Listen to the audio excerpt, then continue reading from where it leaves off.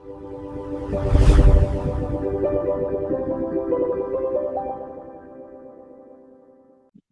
जैसे पहला क्वेश्चन क्या बोल रहा है, although the rule of law forms the foundation of both Indian and British constitutional systems. ठीक है।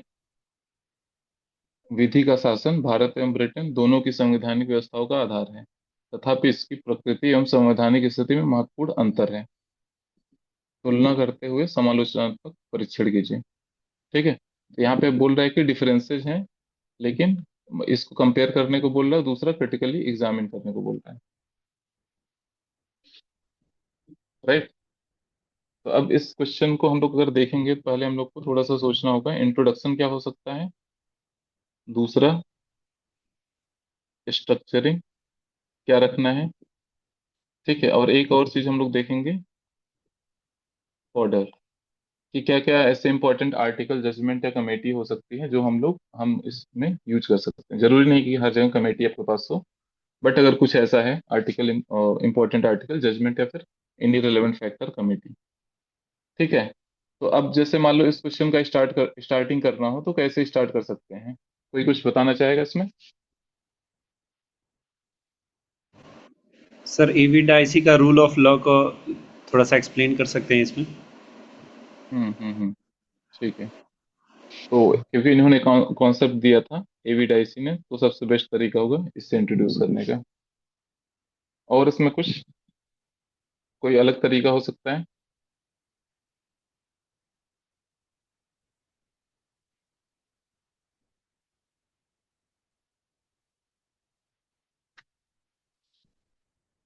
एनीवन?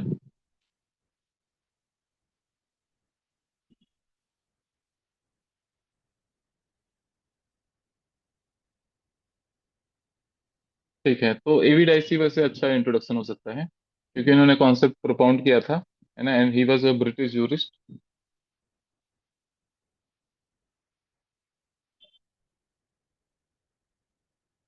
और देखो एक चीज हम लोग और कर सकते हैं, जैसे देखो यहाँ पे क्योंकि क्वेश्चन पूछा है कंपेयर करने को, है ना, तुलना करने को, तो यहाँ पे हम लोग को डिस्कस करना होगा कि क्या क्या कॉमन चीजें हैं, क्या क्या डिफरेंसेस हैं अलग अलग एस्पेक्ट में। तो अगर क्योंकि इसके बाद हमको मौका नहीं मिलेगा, तो एक यहाँ पे हम लोग छोटा सा डायग्राम भी बना सकते हैं कि रूल ऑफ लॉ का क्या तीन की प्रिंसिपल्स हैं। किसी को याद है क्या प्रिंसिपल है रूल ऑफ लॉ के?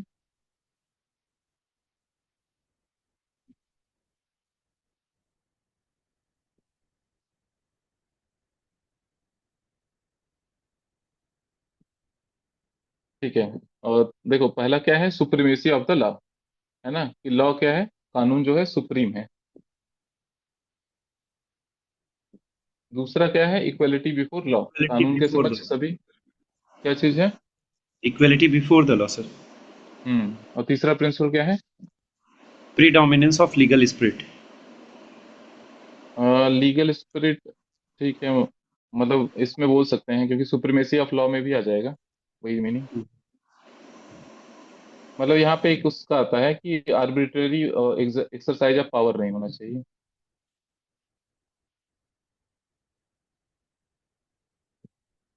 ठीक है, तो इससे प्रोटेक्ट करता है। राइट। तो जो चीजें होंगी लॉ के थ्रू होंगी, और जो लॉ होगा वो हमारा सुप्रीम होगा, उसके समझ सब लोग बराबर रहेंगे। तो एक छोटा सा ऐसा एविडाइसी से इंट्रोड्यूस करके उन्होंने इस कॉन्सेप्ट को दिया था, और उसके बाद हम थोड़ा सा ये बता सकते हैं कि इसका ये मीनिंग होता है। ठीक है, तो ये हम लोग का पहला एस्पेक्ट हो गया। अब देखो दूसरा एस्पेक्ट हम लोग देखेंगे, स्ट्रक्चरिंग क्या हो सकता है। स्ट्रक्चरिंग मतलब हेडिंग क्या बनाना है इसमें। इसमें आप लोग बताओ हेडिंग क्या हो सकता है।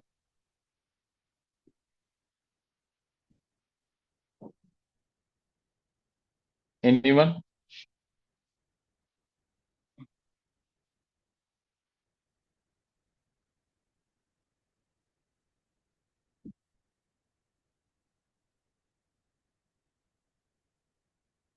ओके, देखो इसमें जैसे पूछ रहा है ना कि तुलना करना है, थोड़ा सा आप लोग को इंटरेक्ट करना है ना, तब जाके आप सही डायरेक्शन में सोच पाओगे। कंपेयर करना है और दूसरा क्रिटिकली एग्जामिन करना है ना, दो पार्ट पूछ रहा है। तो कंपेयर, पहला पार्ट में हम लोग क्या करेंगे, कंपेयर मतलब इंडियन रूल ऑफ लॉ में क्या है और यूके में कैसा है। ठीक है। दूसरा हेडिंग क्या बोल रहा है, क्रिटिकली एग्जामिन। क्रिटिकली एग्जामिन का मतलब क्या होता है, जब भी हम लोग क्रिटिकली एग्जामिन देखते हैं तो रूल ऑफ लॉ के फायदे देख लेंगे, प्रूव्स क्या हो गए, और चैलेंजेस क्या है इससे। अब चैलेंजेस लिखने के बाद थोड़ा सा हम लोग कंक्लूजन में वे फॉरवर्ड डाल देंगे।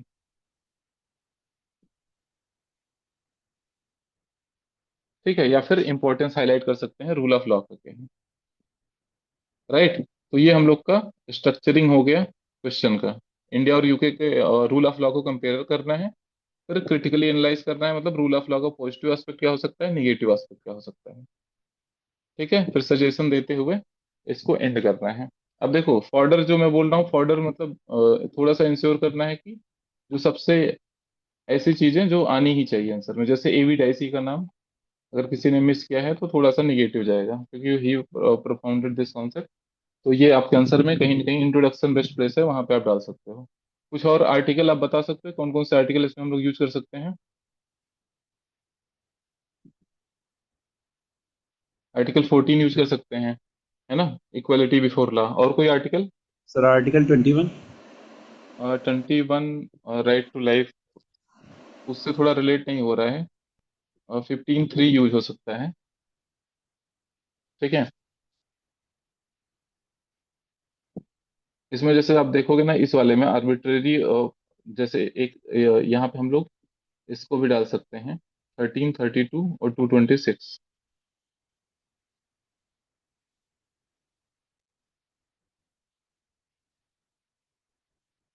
इस वाले पार्ट को हम लोग हटा सकते हैं, मतलब जो ये वाला पार्ट है 1332 226, क्योंकि जैसे इंडिया में क्या है, जुडिशियल रिव्यू हो सकता है, लेकिन यूके में क्या है, वहां पे कॉन्स्टिट्यूशन, जो वहाँ की पार्लियामेंट है, पार्लियामेंट्री सुप्रीमेसी है वहाँ पे। ठीक है, तो जब हम लोग कंपेयर करेंगे यूके का, वहाँ पे हम लोग लिखेंगे पार्लियामेंट्री सुप्रीमेसी, लेकिन जब इंडिया की बात करेंगे, यहाँ पे हम लोग बात करेंगे जुडिशियल रिव्यू का, तो हम लोग ये आर्टिकल यूज कर सकते हैं, 1332 226।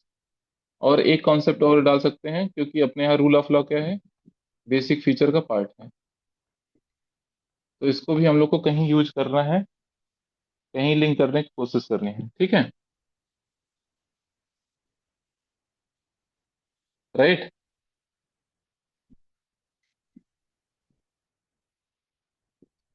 और सर कोई जजमेंट आप लिंक करना चाह रहे हो।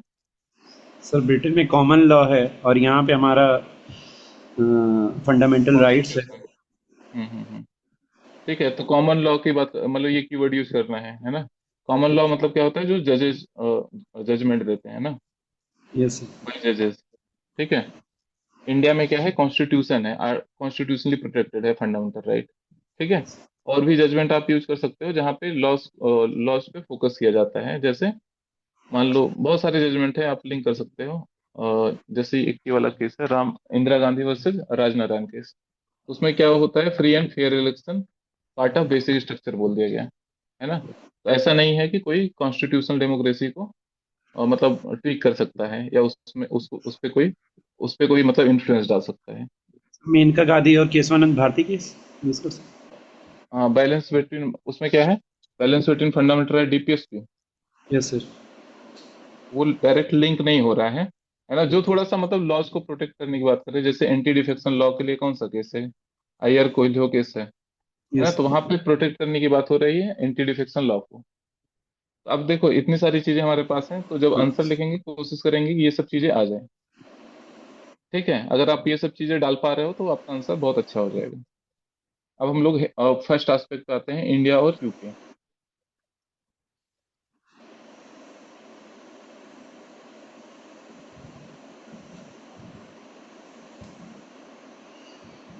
अब आप लोग बताओ कि इसमें दोनों में डिफरेंस क्या है।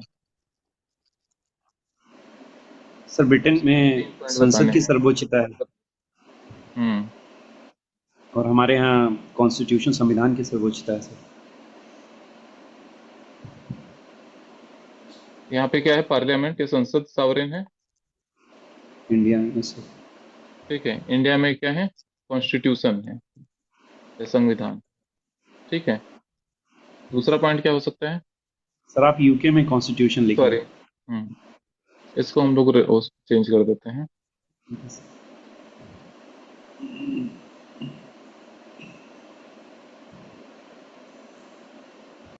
दूसरा पॉइंट क्या रहेगा, क्या डिफरेंसेस है यूके और इंडिया में? सर एक्ट्स ऑफ पार्लियामेंट का, और हमारे यहाँ मतलब व्यापक समीक्षा है आर्टिकल 13 और 32 को लेकर के। ठीक है, जैसे सोर्सेज पे हम लोग ऐसे सोच सकते हैं, यहाँ पे क्या है, कॉमन लॉज हो गए, ठीक है, या फिर पार्लियामेंट्री स्टैट्यूट हो गए, जो पार्लियामेंट के लॉज होते हैं वहां पे। फिर एक और बता सकता हूँ कि कन्वेंशन। यस ठीक है, अपने यहाँ क्या है, कॉन्स्टिट्यूशन खुद सोर्स है। ठीक है। यस अब जैसे आप बता रहे हो ना कि यूके में क्या है, जैसे मान लो यहाँ पे बोलते हैं कि जो सिटीजन है, ये भी एक तरीके से सोर्स ऑफ क्या बोलते हैं, ये है लॉ के, है ना। लेकिन इंडिया में क्या है, कॉन्स्टिट्यूशन सोर्स है राइट का, राइट का बोलो। ठीक है, कॉन्स्टिट्यूशन राइट का सोर्स है, और इसी में आर्टिकल 13 to 26 की बात करना है कि इसी से कॉन्स्टिट्यूशनली प्रोटेक्टेड राइट है। मतलब हमारा राइट कौन प्रोटेक्ट करता है, कॉन्स्टिट्यूशन इटसेल्फ। लेकिन यहाँ पे राइट कौन प्रोटेक्ट करता है, सिटीजन्स बोला जाता है ना। तो वहाँ पे कॉमन लॉ पार्लियामेंट्री स्टैट्यूट अलग से हैं। वहाँ पे ऐसा नहीं है कि कॉन्स्टिट्यूशन के थ्रू राइट प्रोटेक्ट होता है। ठीक है। तो यहाँ पे सोर्स ऑफ राइट कौन है इंडिया में, कॉन्स्टिट्यूशन, संविधान इटसेल्फ। यहाँ पे सोर्स ऑफ राइट क्या है, सिटीजन इटसेल्फ। ठीक है। और यहाँ पे आप बोल सकते हो कि जो पार्लियामेंट सावरेन है, इसलिए यहाँ पे जुडिशियल रिव्यू नहीं हो सकता। ठीक है, यहाँ पे जुडिशियल रिव्यू पॉसिबल है। राइट। कोई और डिफरेंस आप लोग को पता है? सर, अमेंडमेंट में। हम्म। जैसे यहाँ पे हम लोग पहला वाला पॉइंट बोले थे संविधान ना, तो यहाँ पे कोशिश करना है, जैसे हम लोग ऊपर डिस्कस किए हैं, हमको आर्टिकल जजमेंट यूज करने हैं, तो ये आर्टिकल हम लोग यहाँ पे पहले वाले में यूज कर लेंगे कि अपने यहाँ पे जो ये चीजें मेंशन है रूल ऑफ लॉ, कॉन्स्टिट्यूशन में ही मेंशन है ना, जो इक्वलिटी बिफोर लॉ की बात करता है। ठीक है।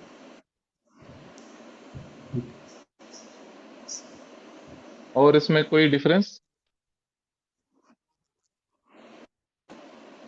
एक जो हम लोग थोड़ा सा जजमेंट से डिफरेंशिएट कर सकते हैं कि हम लोग के यहाँ बेसिक स्ट्रक्चर का पार्ट है ना, तो इसको चेंज नहीं किया जा सकता।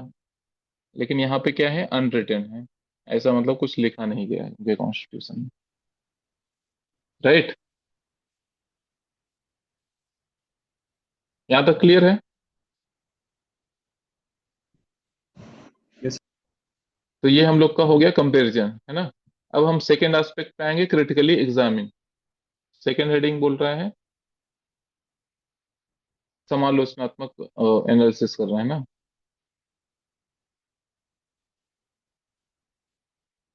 या फिर critical analysis.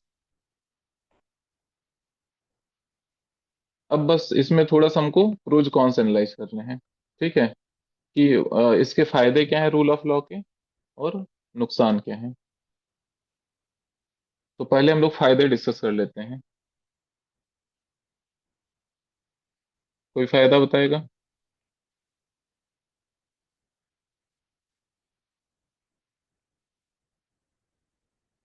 Rule of law के फायदे क्या हैं?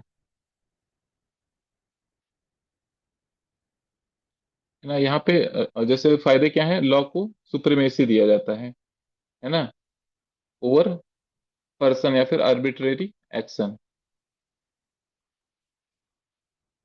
ठीक है। तो irrespective of caste, religion, ethnicity, है ना, बहुत सारे ग्राउंड हैं, तो सभी लोग लॉ के सामने समान हैं, तो ये इसका फायदा हो जाता है सबसे बड़ा, है ना। इक्वालिटी जो होता है, इक्वालिटी को अपहोल्ड करता है, irrespective of caste, religion, ethnicity, gender, ये सब। ठीक है। और क्या फायदे हो सकते हैं इसके? फिर आर्टिकल 32 टू 26 को भी कनेक्ट कर सकते हैं, न्यायिक समीक्षा। मतलब ये फायदा इसमें आ जाएगा, कैसे प्रोटेक्ट करने का तरीका क्या है। इंडिया में क्या है, जुडिशियल रूल थ्रू आर्टिकल 32, 13, 2 26, है ना। यहाँ पे 32 हम लोग लिख सकते हैं इस तरीके से कि it helps in protecting fundamental rights of citizen, है ना। तो जो मौलिक अधिकार हैं उसको प्रोटेक्ट करने में आर्टिकल ये रूल ऑफ लॉ इंपॉर्टेंट भूमिका निभाता है। ठीक है। और इसको हम लोग ये भी बोल सकते हैं, जैसे इंडिया के कॉन्टेक्स्ट में खासकर, रूल ऑफ लॉ को बेसिक स्ट्रक्चर में बोल दिया गया है, तो इसको even parliament can not amend it. ठीक है। अब देखो, इसमें एक ये भी बोल सकते हैं कि जैसे अपने यहाँ पे क्या है, ड्यू प्रोसेस ऑफ लॉ है। कौन से केस में आया है ये?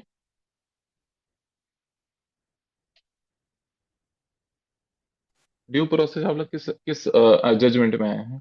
मेनका गांधी जजमेंट। तो मनेका गांधी केस में आया ना। तो हम लोग ये भी बोल सकते हैं कि फर्दर इसका क्या हो रहा है, एक्सपेंशन हो रहा है। जैसे इंडिया में देखोगे इस तरीके से रूल ऑफ लॉ भी है, प्रोसीजर स्टेब्लिश बाय लॉ, और due process of law. Rule of law कहाँ से लिए हम लोगों ने? यूके से लिए हैं। Procedure establish by law Japan से। और ड्यू प्रोसेस ऑफ लॉ कहाँ से लिए हैं? यूएस। अमेरिका से, है ना। तो ये हम लोग के कॉन्स्टिट्यूशन में एक तरीके से ये इम्प्लिसिट है, ड्यू प्रोसेस ऑफ लिखा नहीं हुआ है, बट मनेका गांधी केस में इसको ऐड किया गया है। That shows the expense. इस तरीके से यहाँ पे हम लोग आर्टिकल 21 को भी यूज कर सकते हैं, ड्यू प्रोसेस ऑफ लॉ। ठीक है, तो इसको हम लोग यहाँ पे ना लिख के यहाँ पे लिखेंगे कि इसका फायदा कैसे है, उसका फर्दर एक्सपेंशन होगा, है ना, in form of due process of law in Maneka Gandhi case. ठीक है। अब जैसे जुडिशियल रिव्यू यहाँ पे हम लोग लिखे हैं, यहाँ पे हम लोग क्या लिखेंगे? रूल ऑफ लॉ क्या हेल्प करता है? चेक्स एंड बैलेंसेज में। ठीक है।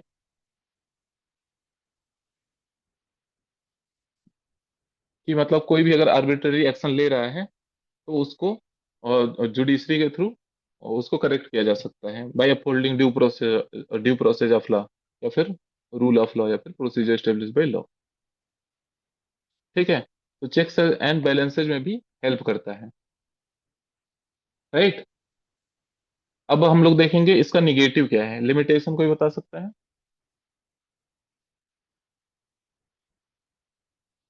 रूल ऑफ लॉ का निगेटिव साइड क्या है?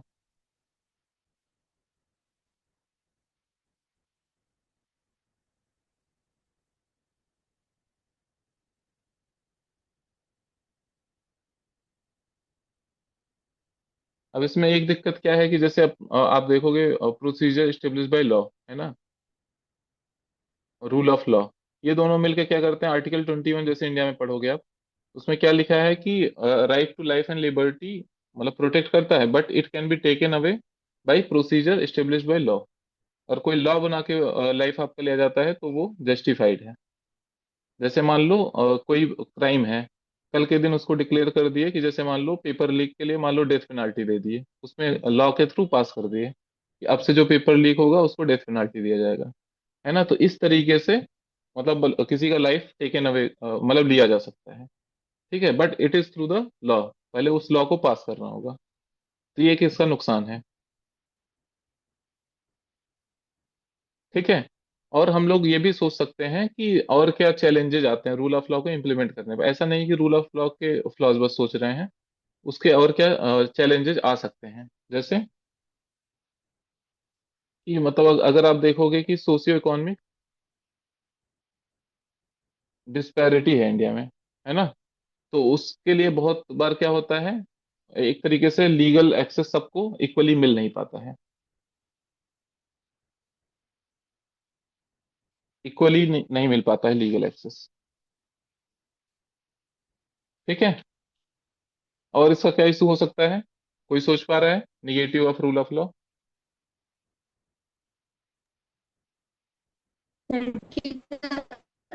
सर आर्टिकल 105 वन को कि जो संसद सदस्यों को विशेषाधिकार है कि उसमें माने जाते हैं रूल ऑफ लॉ।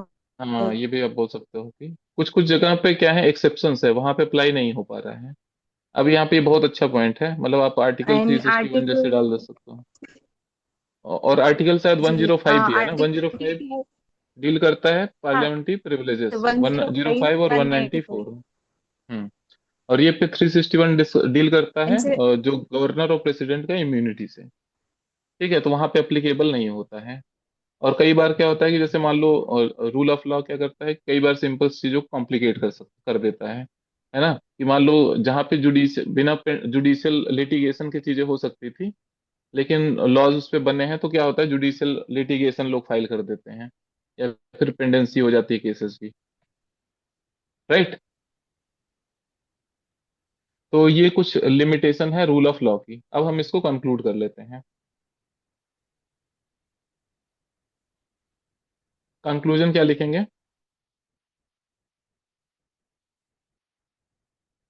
एनीवन?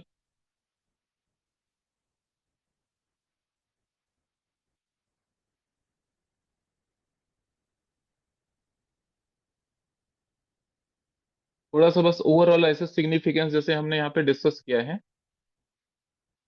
इसके सिग्निफिकेंस को अब हम लोग केवल कुछ ब्रॉडर कीवर्ड में हाईलाइट करेंगे, है ना? जैसे rule of law, SDG accountable. 16 से कनेक्ट करके भी कर सकते हैं, मतलब देखो, कंक्लूड पॉलिटी का करना है। क्वेश्चन, पॉलिटी का क्वेश्चन है तो मेरे हिसाब से मतलब एसटीजी से कनेक्ट करने की जरूरत नहीं है। पॉलिटी में ऑलरेडी आपके पास बहुत सारे गोल्स हैं, जैसे आपको क्या करना है, और क्या बोलते हैं, डेमोक्रेसी को अपहोल्ड करना है ना? या फिर आपको अकाउंटेबिलिटी इंश्योर करना है, ठीक है? या फिर आपको क्या चीज करना है, मतलब कॉन्स्टिट्यूशनल सुप्रीमेसी को अपहोल्ड करना है, ठीक है? या फिर आपको आर्बिट्रेरी एक्शन को अवॉइड करना है। तो आप जो रूल ऑफ लॉ है उसको कनेक्ट कर दो इन सब चीजों से। Thus, rule of law helps in upholding the democratic tradition, strengthening accountability, and upholding the constitutional supremacy of our constitution, our country. ठीक है? या फिर ऐसे बोल सकते हैं कि it helps in upholding the value of constitutionalism, है ना? कॉन्स्टिट्यूशनलिज्म का मतलब क्या होता है? लिमिटेड गवर्नमेंट, मतलब लॉ के हिसाब से ही गवर्नमेंट चल पाएगी, है ना? या फिर आप ऐसे मतलब थोड़ा सिग्निफिकेंस हाईलाइट कर सकते हो, या फिर आप इसी में बोल सकते हो कि क्या क्या चीजों की जरूरत है। जैसे रूल ऑफ लॉ है प्लस साथ में इंस्टीट्यूशनल अकाउंटेबिलिटी भी होनी चाहिए, ठीक है? जैसे हमने यहाँ पे थोड़ा सा निगेटिव एस्पेक्ट में देखा था कि सब लोग को जस्टिस नहीं मिल पा रहा है ना? डिलेड जस्टिस या फिर अनइक्वल जस्टिस। तो हम लोग को ये भी इंश्योर करना है कि डिलेड जस्टिस ना हो और या फिर अनइक्वल जस्टिस ना हो। जो अगर कोई मान लो किसी का सोशियो इकोनॉमिक बैकग्राउंड अच्छा नहीं है, तो उसको भी सेम अपॉर्चुनिटी मिले जस्टिस के लिए, ठीक है? तो जैसे फ्री लीगल एड की बात कर सकते हैं, राइट? जिससे कि सबको इसका बेनिफिट मिल पाए, राइट? तो ये हम लोग का हो गया legal remedy, accountability, institutional accountability in upholding the rule of law. तो थोड़ा सा ऐसे आप सजेशन डाल सकते हो और उसको कनेक्ट कर सकते हो ब्रॉडर गोल, ठीक है? और जीएस 2 पॉलिटी के क्वेश्चन में मेरे हिसाब से आप लोग एसडीजी को मत लिंक करो, है ना? जैसे सोशल जस्टिस का क्वेश्चन हुआ, जीएस 1 में सोसाइटी का क्वेश्चन हुआ, जीएस 3 में इन्वायरमेंट का क्वेश्चन हुआ, उन सब में लिंक कर सकते हो। यहाँ पे थोड़ा सा पॉलिटी के जो कीवर्ड है उससे लिंक करो, जैसे कॉन्स्टिट्यूशनलिज्म, कॉन्स्टिट्यूशनल मोरालिटी, ठीक है? इस तरीके से अकाउंटेबिलिटी हो गया, या होल्डिंग रूल ऑफ लॉ हो गया, ठीक है? इस तरीके से चीज अगर करोगे तो ज्यादा अच्छा वो पॉलिटी का आंसर लगेगा। है कॉन्स्टिट्यूशनल मोरालिटी। आप लोग थोड़ा सा रीड करो और उसमें बताओ कि इसमें किस तरीके से आप लोग स्ट्रक्चर करोगे। What is constitutional morality and how it is helping in constitutional supremacy and safeguarding citizens' right while giving relevant case laws? ठीक है? तब इसमें आपको रिलेवेंट केस लॉज को भी मेंशन करते चलना है। सर ऊपर के क्वेश्चन में सिर्फ इंडियन कॉन्स्टिट्यूशन के क्रिटिकल एग्जामिन करने हैं कि ब्रिटेन की कॉन्स्टिट्यूशन को भी करना है? मतलब दोनों के ही ऐसे रूल ऑफ लॉ का जनरल क्रिटिसिज्म करना है। इंडियन के एस्पेक्ट में मतलब जैसे एग्जांपल आपको इंडियन वाले ज्यादा पता होंगे, तो आप ओके। इंडियन वाले एग्जांपल ज्यादा लिख दोगे। बट जैसे रूल ऑफ लॉ का इन जनरल क्या क्रिटिसिज्म हो सकता है, उस तरीके से आपको लिखना है, ठीक है? ठीक है, अब हम लोग नेक्स्ट क्वेश्चन देखते हैं कॉन्स्टिट्यूशनल मोरालिटी पे, है ना? तो कॉन्स्टिट्यूशनल मोरालिटी पूछ रहा है कि क्या है। दूसरा क्वेश्चन है, यह संवैधानिक सर्वोच्चता बनाए रखने तथा नागरिकों के अधिकारों की रक्षा में किस प्रकार सहायक है, उपयुक्त न्यायिक निर्णयों के आलोक में विवेचना कीजिए, ठीक है? अब देखो यहाँ पे इंट्रोडक्शन एक बनाते हैं, फिर स्ट्रक्चरिंग देखते हैं कैसे है, फिर थोड़ा सा हम लोग इस पे भी डिस्कशन करेंगे, क्योंकि यही आपका थोड़ा सा यहाँ पे थिंकिंग लगाना होगा कि क्या क्या जजमेंट यहाँ पे अप्लाई कर सकते हैं। इंट्रोडक्शन आप लोग बताओ क्या लिख सकते हैं इसमें?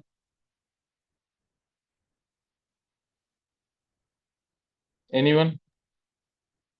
फिर इसमें कोट भी तो बी आर अम्बेडकर को कोट करके।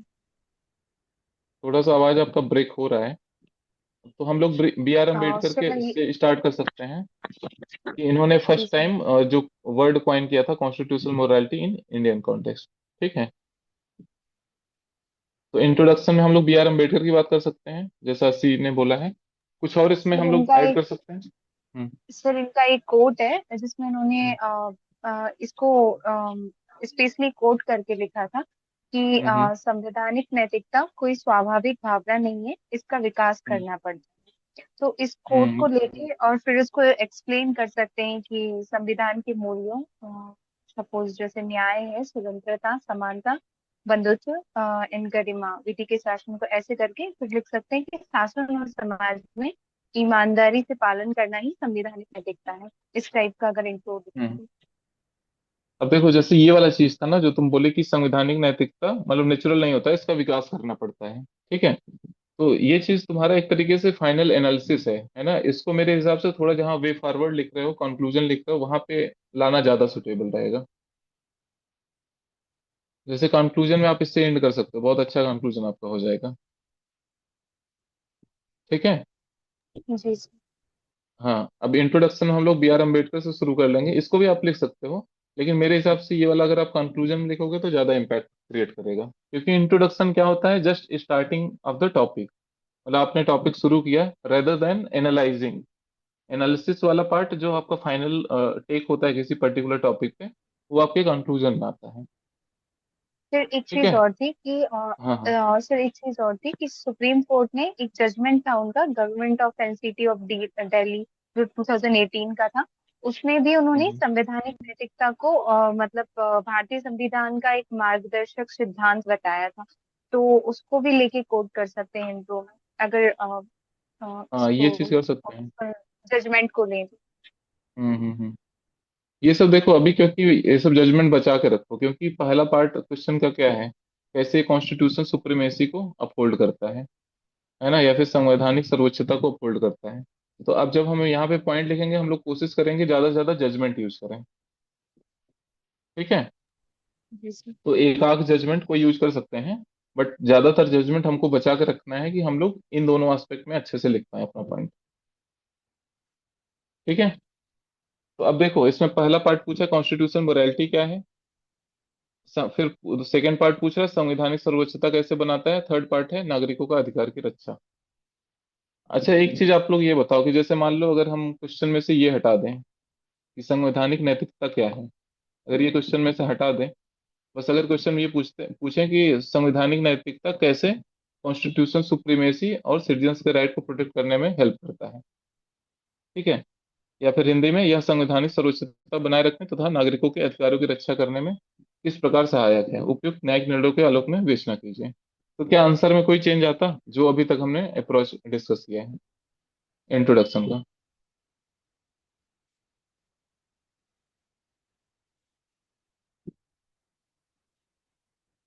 आपको क्या लग रहा है, एनीवन?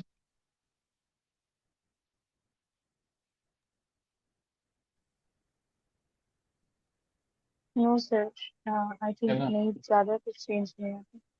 हाँ, तो यहाँ पे लेकिन देखो चेंज करना चाहिए हम लोग को। वो चीज हम लोग देखेंगे कैसे। जैसे देखो जब भी कभी भी यूपीएससी इस तरीके से बहुत सारे क्वेश्चन पूछता है, संवैधानिक नैतिकता क्या है, उसको उसने अलग से पूछा है। अगर मान लो उसको अगर आपको डिटेलिंग नहीं चाहिए, इसका मतलब फिर वो इस तरीके से अलग से पूछता ही नहीं। अगर उसने पूछा है संवैधानिक नैतिकता क्या है, तो कम से कम आपको हाफ पेज उस पर अलॉट करना है, उसके बारे में अच्छे से टैकल करना है। ठीक है। पहले आपने डिफाइन कर दिया कि संवैधानिक नैतिकता क्या है, core values and morality of the constitution. ठीक है। फिर आप चाहो तो थोड़ा सा कुछ बता दो कि ये कोर वैल्यूज है कॉन्स्टिट्यूशनल मोरालिटी के। क्या क्या है कोर वैल्यूज कॉन्स्टिट्यूशनल मोरालिटी के?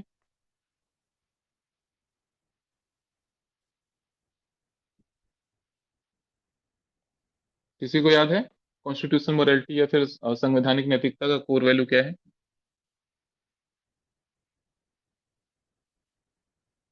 जैसे क्या हो सकता है, संघवाद। ठीक है। Independence of judiciary. ठीक है, फिर आप बोल सकते हैं इक्वालिटी की बात कर सकते हो। और कोई?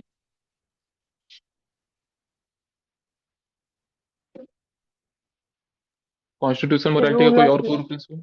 हाँ, रूल ऑफ लॉ की बात कर सकते हो। Rule of hmm. Justice, liberty की बात कर सकते हैं। हाँ, लिबर्टी की बात कर सकते हो आप। है ना, जो जो चीजें आपको लगे कि ये कॉन्स्टिट्यूशन बहुत इंपॉर्टेंट है ना, जैसे आप बोल सकते हो ड्यू प्रोसेस ऑफ लॉ हो गया। एंड सिर्फ ठीक है, protection of procedure. Fundamental rights. हाँ, इक्वालिटी। यहाँ पे हम लोग कुछ कुछ चीजें लिख दिए हैं, इक्वालिटी, लिबर्टी। है ना, तो ये भी चल जाएगा। ठीक है, राइट टू इक्वलिटी, क्योंकि ये सब कोर प्रिंसिपल है फंडामेंटल राइट के, इक्वालिटी, लिबर्टी, है ना, रूल ऑफ लॉ, ये सब। जस्टिस आप डाल सकते हो, separation of social power. Justice.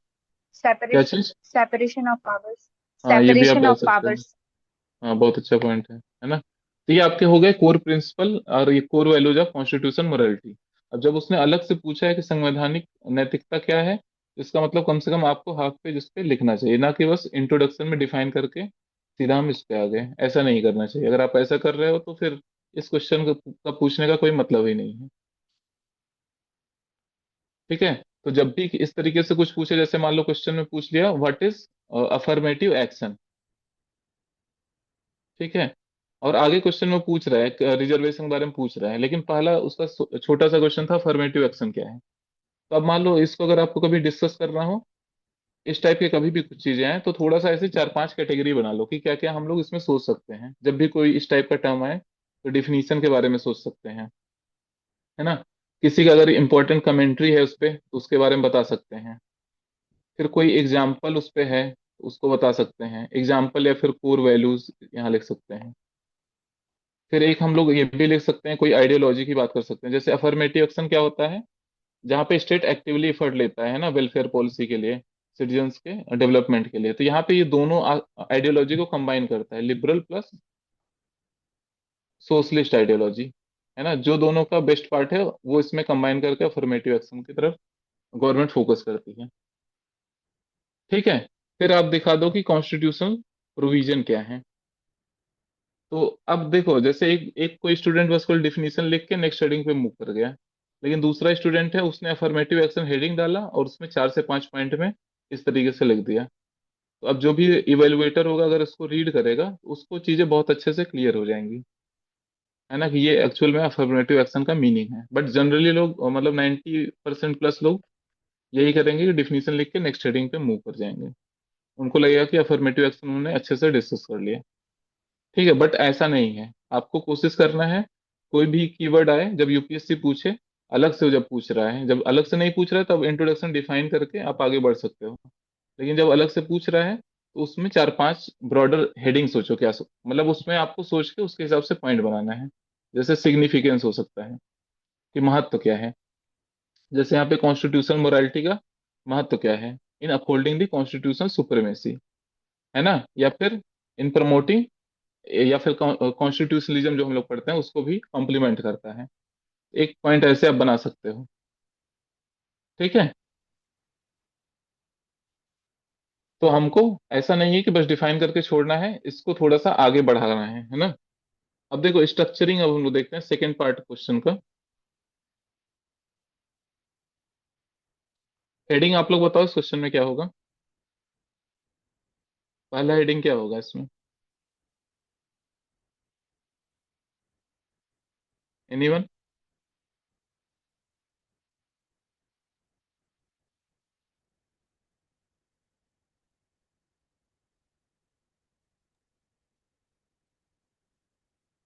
किसी के दिमाग में कुछ है, हेडिंग दिमाग में आ रहा है? सर सामाजिक नैतिकता पर प्राथमिकता। सामाजिक नैतिकता में प्राथमिकता? जी सर।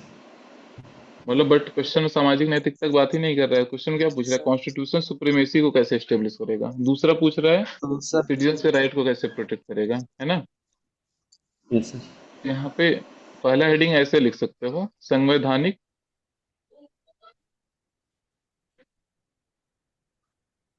सर्वोच्चता में। ठीक है, ये आपका पहला हेडिंग हो गया। दूसरा हेडिंग क्या होगा?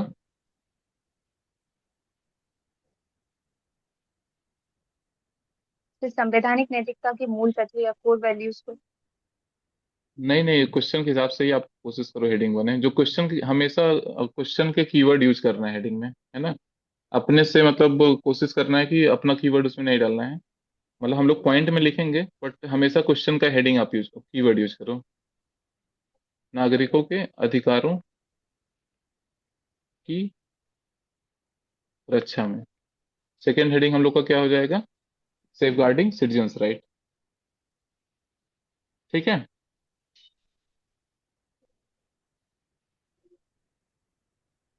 अब इसमें चाहो तो कंक्लूजन में लिख सकते हो क्योंकि 10 मार्कर है, नहीं तो इसमें एक हम लोग और एस्पेक्ट सोच सकते थे, इसका थोड़ा सा निगेटिव क्या हो सकता है कॉन्स्टिट्यूशनल मोरालिटी का, है ना। बट उसको बहुत स्पेस नहीं देना है, उसको आप कंक्लूजन में ही कर दो, क्योंकि कॉन्स्टिट्यूशनल मोरालिटी का निगेटिव साइड क्या होता है कि सब्जेक्टिविटी लाता है ना। कोई चीज फिक्स नहीं है, जैसे यहाँ पे देखो आप जितनी चीजें लिखी हैं लगभग ये कहीं पे मेंशन नहीं है, बस हमको लग रहा है जैसे यहाँ पे इसको कॉन्स्टिट्यूशनल मोरालिटी को ये भी बोलते हैं सेकेंड बेसिक स्ट्रक्चर डॉक्ट्रिन। ठीक है, तो जो आपका बेसिक स्ट्रक्चर डॉक्ट्रिन में जो जो फीचर है आप उसको मतलब यहाँ पे लिंक करके लिख सकते हो कॉन्स्टिट्यूशनल मोरालिटी में, है ना। और ये कंटिन्यूअसली इवॉल्व हो रहा है, तो एक तरीके से हम लोग इसका क्रिटिसिज्म में जुडिशियल ओवररीच या फिर सब्जेक्टिव इंटरप्रिटेशन ऑफ लॉज ऐसा करके लिख सकते हैं। ठीक है, तो फिर इस तरीके से कंक्लूड भी कर सकते हैं, लेकिन ये थोड़ा सा क्रिटिसिज्म हाईलाइट करके फिर बोलेंगे कि कॉन्स्टिट्यूशनल मोरालिटी एक्चुअल में है क्या, उसको थोड़ा सा कोडिफाई करने की जरूरत है, और जिससे कि हम लोग जुडिशियल एक्टिविज्म को रोक पाए, बट अल्टीमेटली सिग्निफिकेंस बताएंगे कॉन्स्टिट्यूशन मोरालिटी का। वहां पे हम लोग ये वाला कोड भी डाल सकते हैं जो 80 ने बताया, संवैधानिक नैतिकता का विकास करने की जरूरत है एज पर अम्बेडकर। ये मतलब नेचुरली ऐसे नहीं डेवलप होता है। तो अब हम लोग देखो पहला हेडिंग को कवर करते हैं,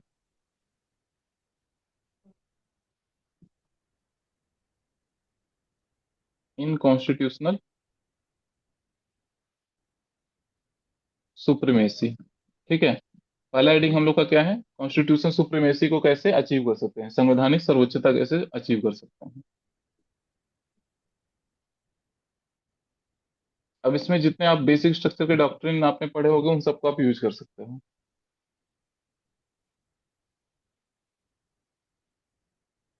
ठीक है, तो इसमें कोई पॉइंट बताना चाहेगा। इस वन इन भारती 1970 से पहले अडॉप्ट, मतलब मेरा गांधी हाँ ठीक है, तो यहाँ पे बेसिक स्ट्रक्चर डॉक्ट्रिन की बात कर लेंगे हम ना। की। लेकिन यहाँ पे देखो पहले हमको आर्गुमेंट देना होगा, पहले ऐसा नहीं कि हम लोग डायरेक्ट जजमेंट लिख देंगे। पहले एक लैंग्वेज कीवर्ड शॉर्ट सेंटेंस से यूज करेंगे, फिर उसके बाद जजमेंट मेंशन कर देंगे। जैसे यहाँ पे बोल देंगे it is also known as second basic structure doctrine. ठीक है, thus it will help in upholding the core of the constitution, जो कोर प्रिंसिपल वैल्यूज हैं उसको अपहोल्ड करने में हेल्प करता है। ठीक है, एनी अदर पॉइंट। जैसे देखो जुडिशियल रिव्यू के लिए वो करता है, यहाँ पे आप यूज कर सकते हो आर्टिकल 13, 32 और 226 कि कॉन्स्टिट्यूशनल मोरालिटी क्या होता है, सुप्रीम कोर्ट को अपहोल्ड करना होता है या फिर जुडिशरी को अपहोल्ड करना होता है ना। जो हमारे संविधान की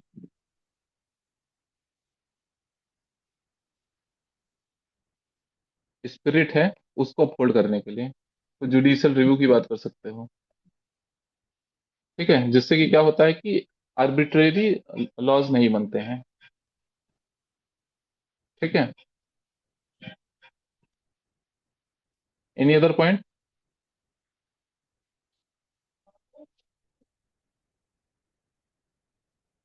किसी के दिमाग में कुछ आ रहा है कैसे कॉन्स्टिट्यूशन को सुप्रीम बनाता है। जैसे देखो क्या होता है कि जब भी आप देखोगे मेजोरिटेरियन गवर्नमेंट बनेगी,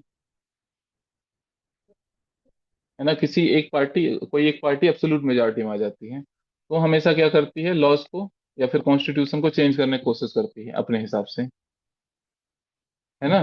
तो ये क्या करता है, लिमिट करता है मेजोरिटेरियनिज्म को, या फिर एक तरीके से कॉन्स्टिट्यूशनलिज्म को, है ना, मतलब लिमिटेड गवर्नमेंट बनाने में हेल्प करता है। नहीं तो क्या होगा कि मेजोरिटेरियन अगर गवर्नमेंट रहेगी तो वो अपने हिसाब से लॉ बनाने लगेगी। ठीक है,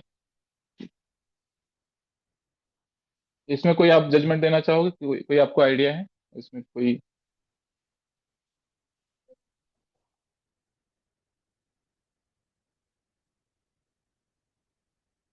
और देखो मेजोरिटेरियनिज्म दो तरीके से हो सकता है। एक तो मान लो कोई पार्टी पावर में है। दूसरा क्या हो सकता है, मतलब पूरी सोसाइटी किसी पर्टिकुलर चीज के सपोर्ट में है ना। तो वहां पे क्या होता है कि कॉन्स्टिट्यूशनल वैल्यूज को प्रिमेसी दी जाती है ओवर सोशल वैल्यूज या फिर मोरालिटी। जैसे आप देखोगे, यहाँ पे एग्जांपल आप डाल सकते हो, नवतेज सिंह जौहर केस, ठीक है, जिसमें होमोसेक्सुअलिटी को क्या कर दिया गया, डीक्रिमिनलाइज कर दिया गया। ठीक है, ये आपका राइट वाले में भी आ जाएगा, बट अभी हम लोग इसमें भी यूज कर सकते हैं कॉन्स्टिट्यूशन सुप्रीमेसी में, है ना। तो जब भी मेजोरिटेरियन मेजोरिटेरियन गवर्नमेंट हो गई, या फिर पीपुल का किसी पर्टिकुलर चीज पे, सोसाइटी का किसी पर्टिकुलर चीज पे एक सेट ऑफ नॉर्म्स है, तो उसको अगर कोई वो इविल प्रैक्टिस है या कोई चीज है जो मतलब ह्यूमन डिग्निटी के अगेंस्ट जा रही है, तो वहां पे कॉन्स्टिट्यूशनल वैल्यू को अपहोल्ड करने में हेल्प करता है, मतलब कॉन्स्टिट्यूशन मोरालिटी के थ्रू, राइट। और एक जो 80 ने केस बताया था, एनसीटी दिल्ली केस, है ना, तो वहां पे क्या करता है, मतलब एक तरीके से गाइड करता है जुडिशरी, गाइड करता है गवर्नमेंट को कि आपको ये चीजें फॉलो करनी है। Similarly not only government but also judiciary एक मार्गदर्शन की तरह काम करता है।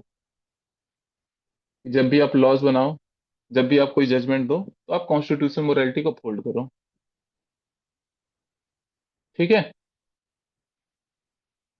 यहाँ पे भी हम लोग मनेका गांधी केस यूज कर सकते हैं कि जैसे जो लॉज होते हैं वो क्या होने चाहिए, फेयर होने चाहिए, जस्ट होने चाहिए, राइट।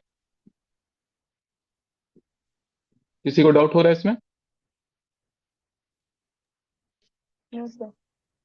है ना। तो हम लोग को इस तरीके से जो जजमेंट पता है, जहाँ पे मतलब हम लोग कॉन्स्टिट्यूशन सुप्रीमेसी की बात कर रहे हैं, उन सब केस को आप लिख सकते हो। ऐसे बहुत सारे केस हैं जो आप लिख सकते हो।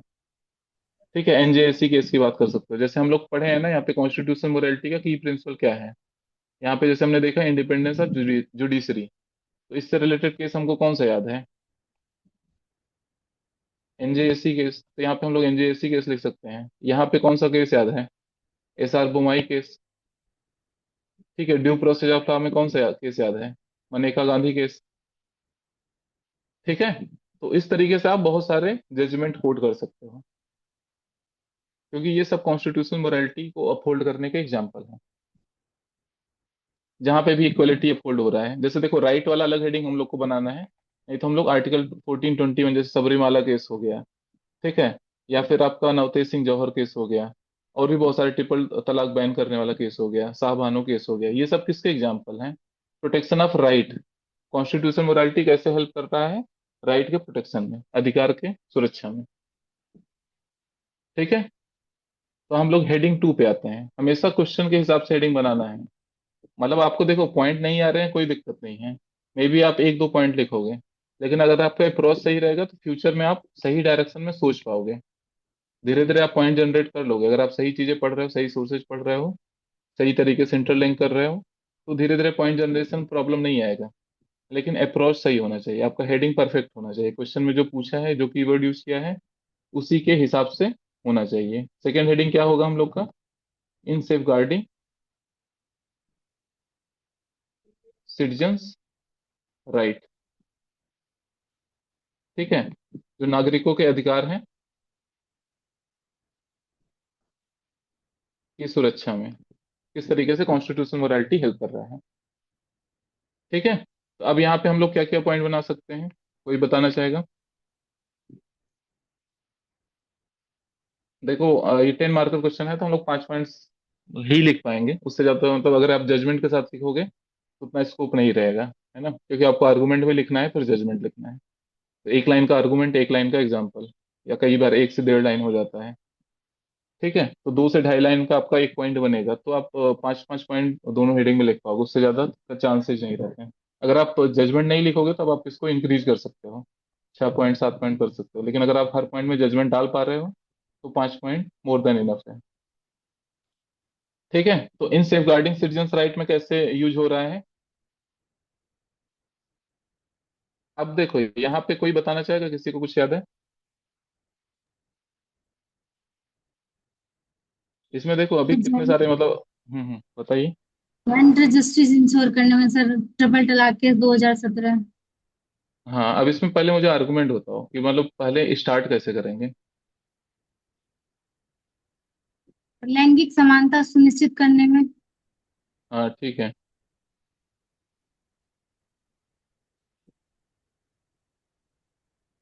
ठीक है, लेकिन इसको थोड़ा सा हम लोग इसमें ऐसे बता देते हैं कि जो सोशल मोरालिटी है हमारे पास, देखो कौन कौन सी है। एक कॉन्स्टिट्यूशन मोरालिटी जो क्या बोलता है, इक्वेलिटी को अपहोल्ड करना है।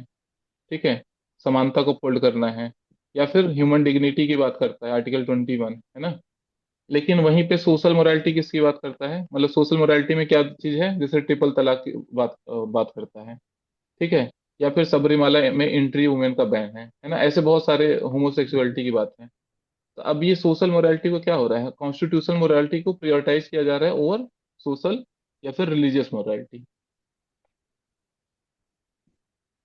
ठीक है, तो अब यहाँ पे आप जजमेंट लिख दोगे कि जैसे ट्रिपल तलाक बैन करने का जजमेंट हो गया, है ना। सबरीमाला जजमेंट लिख सकते हो, नवतेज सिंह जौहर का केस लिख सकते हो।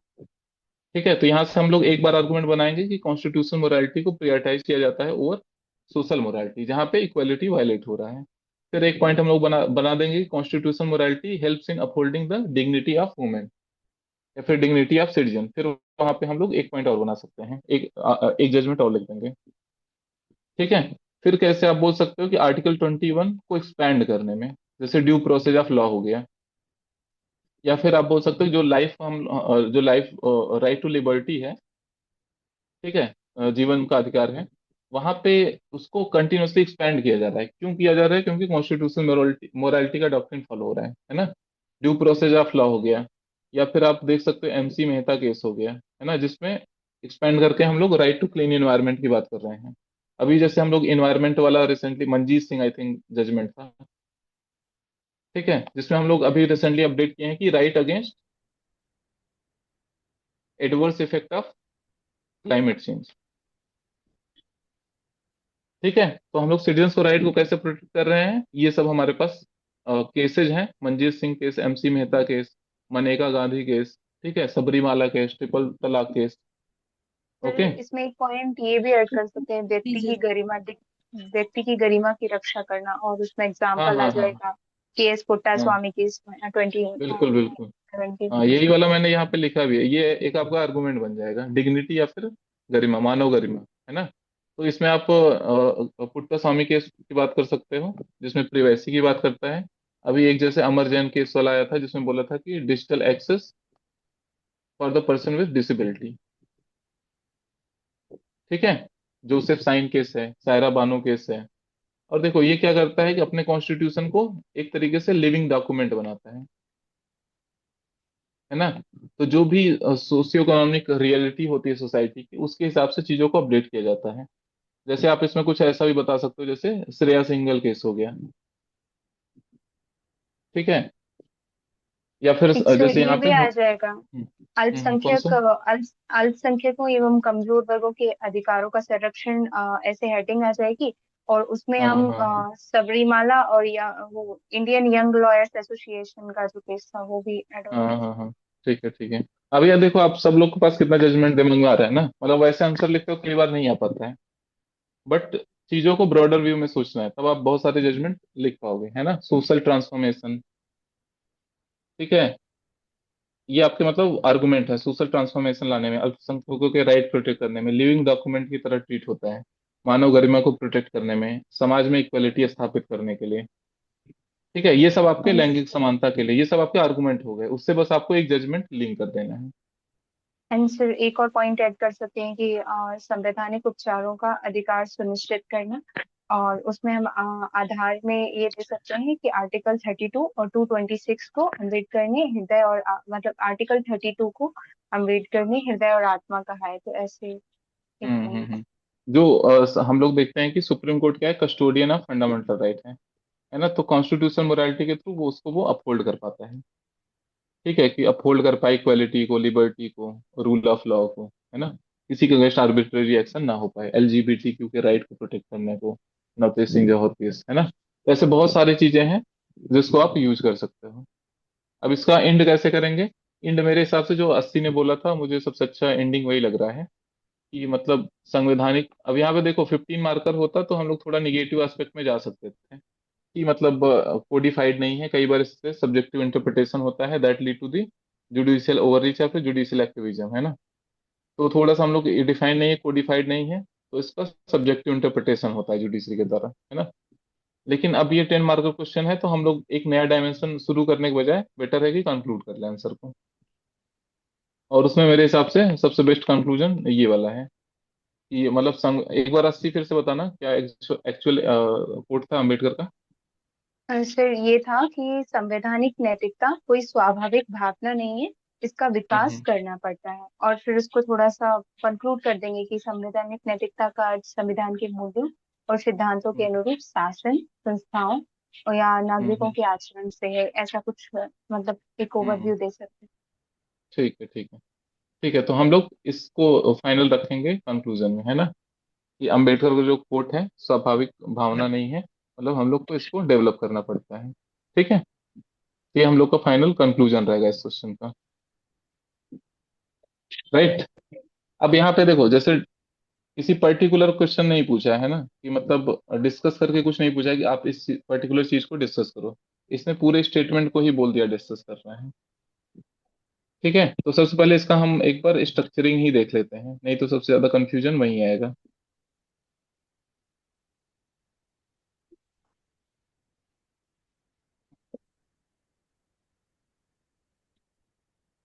ठीक है, स्ट्रक्चरिंग में कोई बताएगा इसमें क्या हेडिंग होगा पहला?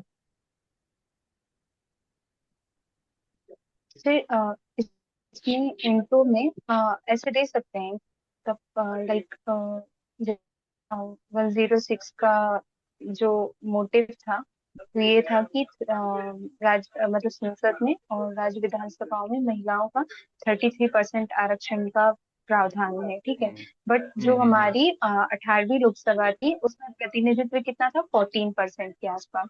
तो अगर हम उसको हम्म। कंक्लूड वैसे करें, भारत में आज देखा जाए तो लाइक 50% हम्म। आबादी में महिलाएं हैं।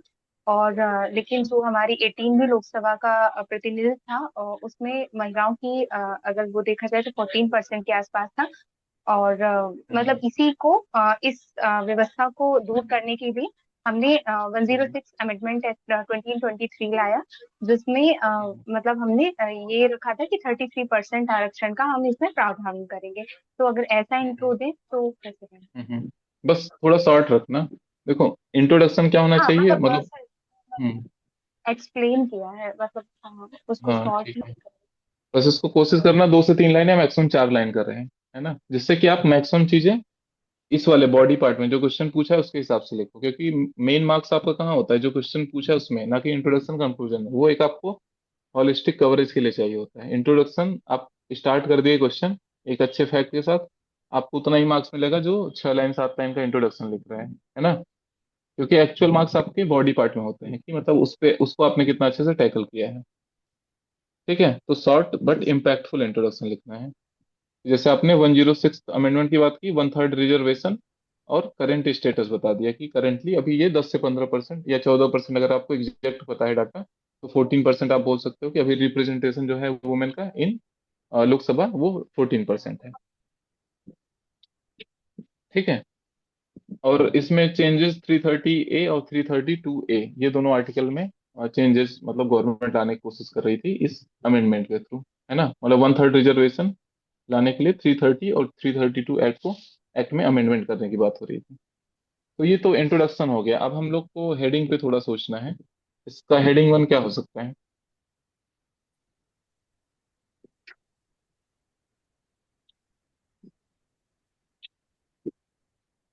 फिर फर्स्ट हेडिंग ऐसे दे सकते हैं क्या, 106 संविधान की अधिनियम की क्या विशेषताएं थी, अगर उनको एक्सप्लेन कर दो तो।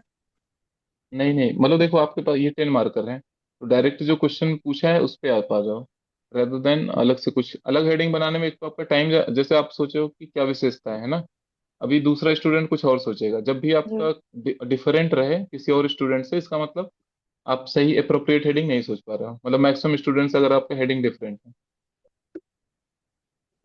ठीक है, तो हमको हमेशा क्वेश्चन के कीवर्ड ही उठाने हैं। क्वेश्चन क्या पूछ रहा है, डिस्कस करने को बोल रहा है। क्या डिस्कस करना है कि कैसे ये जेंडर इंक्लूसिव गवर्नेंस के लिए इंपॉर्टेंट स्टेप है ना, लैंगिक समावेशी शासन की दिशा में एक महत्वपूर्ण कदम है। दूसरा पूछ रहा है किंतु इसके क्रियान्वयन में अनेक संवैधानिक और प्रशासनिक प्रश्न भी उत्पन्न हो रहे हैं, मतलब चैलेंजेस पूछ रहा है। तो पहला हेडिंग हम लोग का क्या हो जाएगा, लैंगिक समावेशी शासन। ठीक है, जेंडर इंक्लूसिव गवर्नेंस के लिए इंपॉर्टेंट स्टेप में महत्वपूर्ण कदम। ठीक है, और दूसरा हेडिंग हम लोग क्या बनाएंगे, इम्प्लीमेंटेशन को लेके क्या क्या कंसर्न्स हैं। ठीक है, इम्प्लीमेंटेशन कंसर्न्स। ठीक है, अब इसको चाहो तो आप दो पार्ट में ब्रेक कर सकते हो, क्योंकि इसमें दो पार्ट में बोला है, कॉन्स्टिट्यूशनल कंसर्न है और एडमिनिस्ट्रेटिव। ठीक है, अगर आप ब्रेक नहीं कर पा रहे हो, अगर आपको लग रहा है कि मेरे में इसमें बहुत ज्यादा पॉइंट नहीं होगा या फिर इसमें बहुत ज्यादा पॉइंट नहीं होगा, तो आप दोनों को एक साथ कंबाइन करके लिखें। लेकिन अगर आपको लग रहा है कि दोनों पे आप दो दो तीन तीन कंसर्न सोच पाओगे, तो बेटर है कि डिफरेंशिएट करके लिखो। अब इस वाले हेडिंग से लग रहा है कि अब इसके अंदर अगर हम लोग लिखेंगे, क्वेश्चन को बहुत अच्छे से टैकल कर पाएंगे।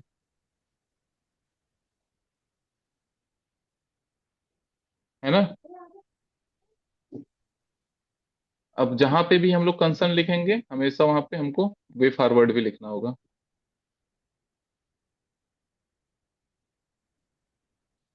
वे फॉरवर्ड या फिर आगे की राह।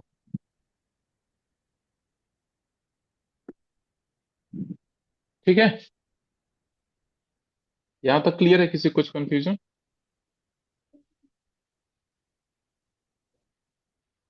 एनीवन? क्लियर है। ठीक है।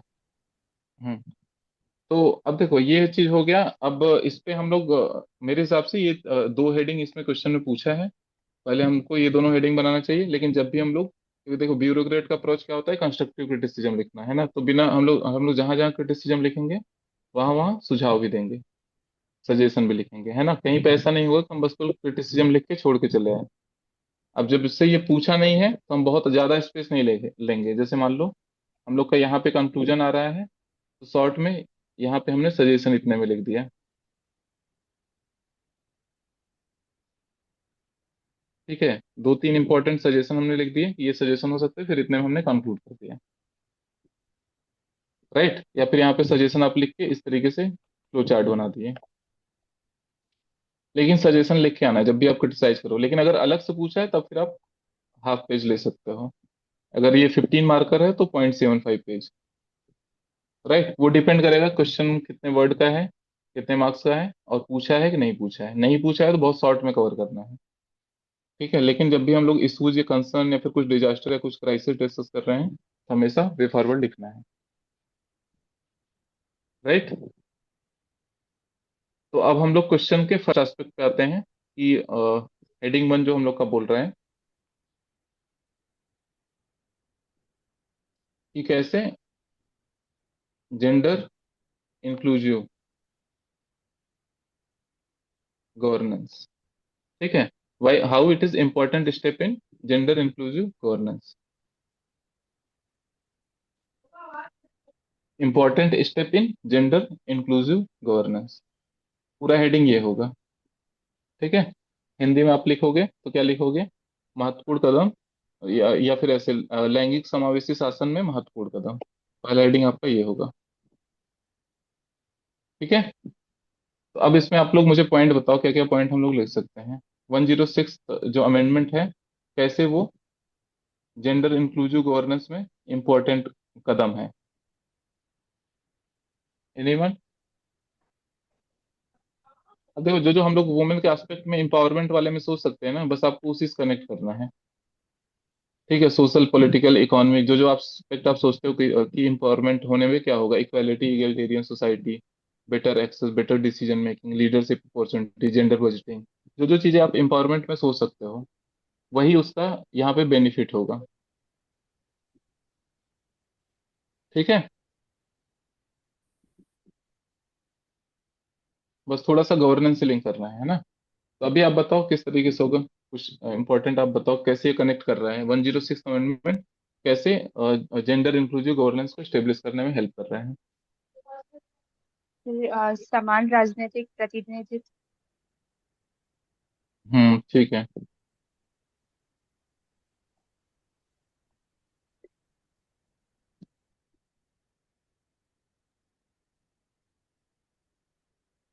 एक तो मतलब लेवल प्लेइंग फील्ड बोल सकते हैं, और दूसरा जो आपने बोला कि समान राजनीतिक प्रतिनिधित्व, है ना, मतलब उनका रिप्रेजेंटेशन को बढ़ा देगा। जैसे यहाँ पे छोटा सा चाहो तो डायग्राम भी बना सकते हो कि जैसे अभी कितना है, 14% है, लेकिन आने वाले टाइम में अगर इम्प्लीमेंट कर लेंगे ये लगभग 33% हो जाएगा। एक थोड़ा सा और दिखा सकते हैं पॉजिटिव सेंस में, कि जैसे यहाँ पे एक और हमने बना दिया, जैसे जो पंचायत है, 3rd ईयर, ठीक है, वहां पे कितना है, 48% है। ये जी आपका हो गया 106 कॉन्स्टिट्यूशनल अमेंडमेंट, ये आपका हो गया मान लो 17th 18th लोकसभा।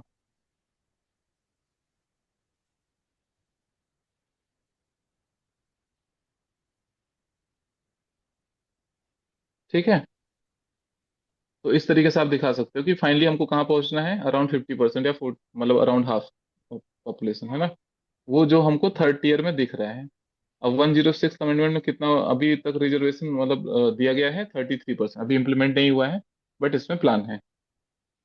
ठीक है, और करेंट स्टेटस क्या है, 14% के आसपास या 10 to 15% के आसपास। तो ऐसे छोटा सा आप लोग चाहो तो यहाँ पे दिखा सकते हो, मतलब जैसे आप यहाँ पे लिख रहे हो, increase women representation in active politics, है ना, या फिर इन पॉलिटिकल स्फीयर। तो वहां पे आप इस तरीके से छोटा डायग्राम बता सकते हो। ठीक है, कुछ और आपके दिमाग में आइडिया आ रहे हैं?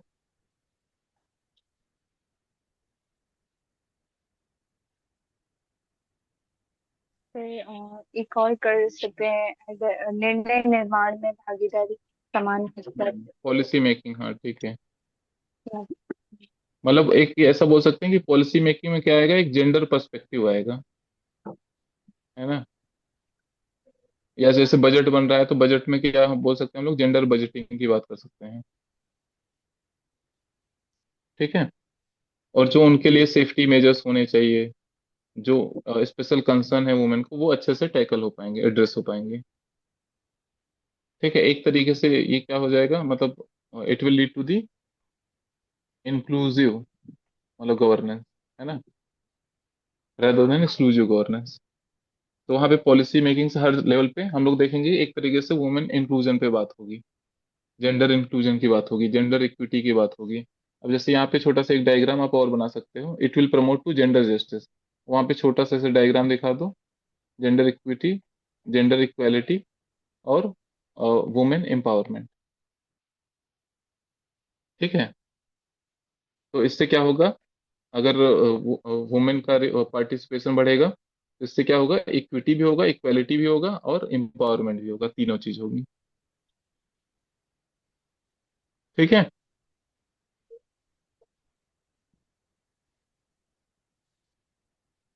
आप अगर आप आर्टिकल यूज करना चाहते हो तो ये भी यूज कर सकते हो, है ना, अफर्मेटिव एक्शन। फिर एक आप ये भी फिर ऐड ऑन हो सकता है ना, 90 हम्म, को 39A आवाज 39B को समान आजीविका इन समान। हाँ हाँ हाँ। 39A एंड 39D को एड ऑन कर सकते हैं, समान आजीविका इन समान कार्य के लिए उसको समान वेतन। इक्वल लाइवलीहुड अपॉर्चुनिटी और इक्वल सैलरी, है ना। और यहाँ पे 15(3) की बात कर सकते हैं कि it is upholding the offer, जो कॉन्स्टिट्यूशन है आर्टिकल 15(3), है ना, उसमें क्या बात करता है, अफर्मेटिव एक्शन की, जिसमें बोलता है कि पार्लियामेंट स्पेशल वुमेन मेजर कर सकती है के लिए वुमेन और चिल्ड्रन के लिए, डिजीज है ना। हाँ, महिला और बच्चों के लिए अलग से प्रोविजन बना सकती है पार्लियामेंट, है ना। तो ये एक तरीके से कॉन्स्टिट्यूशन को भी अपहोल्ड कर रहे हैं आर्टिकल 15(3) का, अफर्मेटिव एक्शन, है ना। तो आर्टिकल आप एक फिर आर्टिकल 14 भी एड ऑन कर सकते हाँ, आर्टिकल 14 भी लिख सकते हो। ठीक है, तो इस तरीके से हम लोग को कहीं ना कहीं कोशिश करना है कि डाटा भी यूज हो जाए। यहाँ पे जैसे हमने डाटा यूज कर लिया, आर्टिकल 14 15(3) 39A भी हमने यूज कर लिया। ठीक है, और ये हमने इनसे मेंशन कर दिया 16 वन नहीं, जीरो। से 16 भी एड 16, ऑन हो हाँ जाएगा। 16 भी यूज कर सकते हो। अब मान लो देखो एग्जैक्ट नहीं पता है तो आप 16 भी लिख सकते हो। ठीक है, क्योंकि कुल अपॉर्चुनिटी की बात करता है। तो 16 की भी आप बात कर सकते हो, 15 3 14, है ना। 15 3 ज्यादा इंपॉर्टेंट है, 16 भी लिख सकते हो, 14 भी, ठीक है। और 330A आप लिख सकते हो, 332A, क्योंकि इन्हीं दो आर्टिकल में चेंजेस की बात हो रही है जिसके थ्रू 1/3 रिजर्वेशन दिया जाएगा, है ना। करंट स्टेटस की बात कर रही है ये डाटा की। और एक कमेटी भी है जो मतलब रियल रिकमेंड की थी कि मतलब वुमेन को रिजर्वेशन दिया जाए, है ना।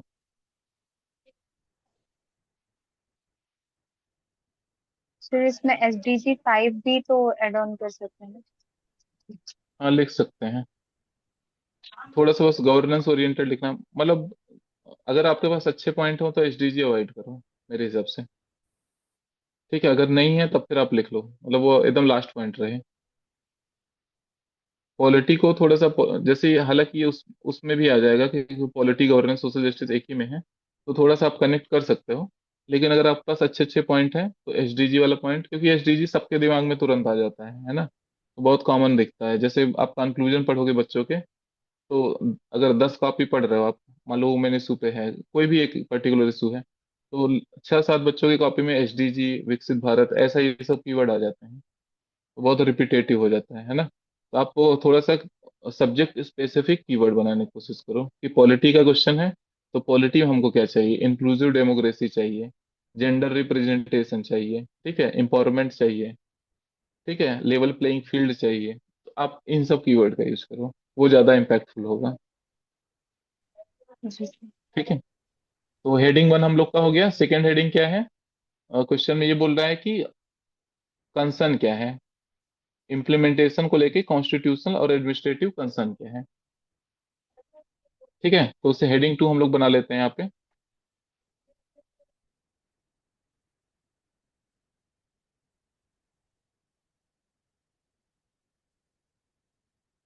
लेकिन अब इसको अगर पॉसिबल हो तो ऐसे ब्रेक कर लो कि कॉन्स्टिट्यूशनल कंसर्न क्या है और एडमिनिस्ट्रेटिव कंसर्न क्या है। ठीक है, अगर आप मतलब इस तरीके से सेग्रीगेट करके लिख सकते हो तो, अगर नहीं लिख सकते तो आप मतलब बेटर है कि एक पॉइंट में चुनौतियां, एडमिनिस्ट्रेटिव एंड कॉन्स्टिट्यूशनल चुनौतियां, ऐसे करके लिख दो कि संवैधानिक और एडमिनिस्ट्रेटिव चुनौतियां। ठीक है, संवैधानिक और प्रशासनिक चुनौतियां। इसमें किसी कुछ कंफ्यूजन? इसमें एक आर्टिकल और आप ऐड कर सकते हो, 334A, जिसमें कमेंसमेंट की बात करता है ना। जैसे मान लो अब और भी है, जैसे 239AA हो गया, जिसमें लेजिस्लेटिव असेंबली जैसे दिल्ली की बात करता है, तो उसमें रिजर्व 1/3 रिजर्वेशन होना चाहिए, है ना। तो जो स्पेसिफिक प्रोविजन है यूटी के लिए, उसके भी आर्टिकल आप लिख सकते हो। तो अब इसमें हम लोग डिस्कस करते हैं कि क्या क्या चुनौतियां हैं। कॉन्स्टिट्यूशनल चुनौती क्या है, संवैधानिक चुनौतियां। सर बिल पास कराना एक चुनौती है अपने आप में। ठीक है, जैसे जब पासिंग बिल ठीक लिख रहे है। हो, है ना, तो वहां पे थोड़ा सा इसका रेफरेंस आप दे सकते हो कि 131st अमेंडमेंट एक्ट, मतलब वो क्या हो गया, पास पास नहीं हुआ, है ना। ठीक है, और इसमें क्या चीज चुनौती आ रही है, सबसे इम्पोर्टेंट। जनगणना और परिसीमन, जनगण जनगणना और परिसीमन पे जो डिपेंडेंसी। हम्म। इसीलिए 131st में दोनों को साथ में मेंशन किया गया था, है ना। तो यहाँ पे क्या बोला गया है, after only after first census, ठीक है, एंड डिलिमिटेशन एक्सरसाइज। इसीलिए ये दोनों चीजें इसमें मेंशन थी 131st में, जो पास नहीं हुआ। ठीक है, एक आप ये भी बोल सकते हो कि कॉन्स्टिट्यूशनल चुनौतियां में ये डाल सकते हो आप कि इंट्रा पार्टी डेमोक्रेसी का भी डाल सकते हो कि कंसेंसस अमॉन्ग डिफरेंट पार्टीज अभी नहीं बन पाया है। ठीक है, और इसमें एक ये चीज इशू आ सकता है कि मतलब जैसे यहाँ पे रिजर्वेशन की डिमांड फर्दर हो सकती है ना। कि जैसे अभी यहाँ पे क्या हुआ है कि वुमेन को रिजर्वेशन दिया गया है ना, तो मे बी आगे चल के उसमें फर्दर कैटेगराइजेशन की बात होने लगे कि ओबीसी या फिर एससी या फिर एसटी ऐसे करके फर्दर कैटेगराइज करने की बात हो जाए, या फिर सब कैटेगराइज करने की बात हो जाए। तो आगे आके ये एक अपने आप में चैलेंज है। ठीक है। और कोई इसमें चुनौती है? सर ये भी तो चैलेंज हो सकता है कि सिर्फ लोकसभा में क्यों रिजर्वेशन दिया, राज्यसभा में क्यों नहीं, क्योंकि वहां पे रिप्रेजेंटेशन बहुत कम है।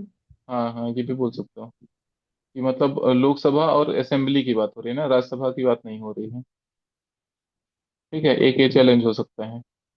ये थोड़ा कवरेज वाले में आ जाएगा, बट ठीक है, इसको भी चैलेंज में लिख सकते हैं। और एक ये भी इसमें एक इशू आ रहा है कि जो प्रोविजन है 15 ईयर्स के लिए है ना, मतलब एज पर 106 अमेंडमेंट है। ये हमारे कॉन्स्टिट्यूशनल चुनौतियां हो गई। एडमिनिस्ट्रेटिव चैलेंजेस में क्या आएंगे? एनीवन? फिर जैसे कोई भी कार्यान्वयन जो करते हैं उसमें जो डिले होता है उसको ऐड ऑन कर सकते हैं डिलिमिटेशन रिलेटेड डिले बोल सकते हैं हम लोग, है ना। जी। डिलिमिटेशन या फिर मतलब सेंसस रिलेटेड इशूज। ठीक है, क्योंकि मतलब वो एक्चुअल में कैलकुलेट, मतलब इसमें इसको हम लोग बोल सकते हैं एक तरीके से इम्पिरिकल चैलेंजेस, है ना। या फिर मतलब हम लोग बोल सकते हैं कि मैथमेटिकल कैलकुलेशन। ठीक है, कि किस तरीके से कहाँ पे कितने वुमेन हैं। एक एक तो ये भी इशूज है कि एग्जैक्ट डाटा मतलब गवर्नमेंट को निकालने के लिए काफी उसमें डिले होगा, टाइम लगेगा। इम्पिरिकल एनालिसिस बोल सकते हैं, माइग्रेशन होता है। ठीक है।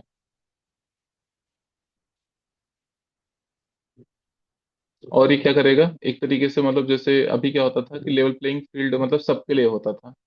अब मान लो कोई सीट हम रिजर्व कर देंगे तो वहां पे क्या हो सकता है कि वो लेवल प्लेइंग फील्ड ना क्रिएट करे, है ना। वहां पे क्योंकि रिजर्व सीट हो जाएगी तो वहां पे केवल फीमेल पार्टिसिपेट कर सकती हैं। तो between female level playing field है, बट ओवरऑल वीकेंड करता है। ठीक है, तो इससे क्या दिक्कत आएगी? अकाउंटेबिलिटी मतलब मे बी उतना ना रहे। पहले क्या होता था कि जैसे सबके लिए सेम लेवल प्लेइंग फील्ड है। अब हमको पता है कि बस केवल वहां पे महिलाएं ही जीत सकती हैं। और मान लो किसी पर्टिकुलर कंस्टिट्यूएंसी में एक फीमेल लीडर है जो बहुत पॉपुलर है, उसको पता है कि मेरे सामने कोई और जीत ही नहीं पाएगा। ठीक है, तो उसको एक अकाउंटेबिलिटी वाला इशू वहां पे आ सकता है। लेकिन अगर मान लो ये लेवल प्लेइंग फील्ड सबके लिए रहता है तो हो सकता है कोई एक कैंडिडेट मिल जाता है जो मतलब काउंटर फाइट कर सके। ठीक है, तो कंपटीशन थोड़ा कम हो जाएगा।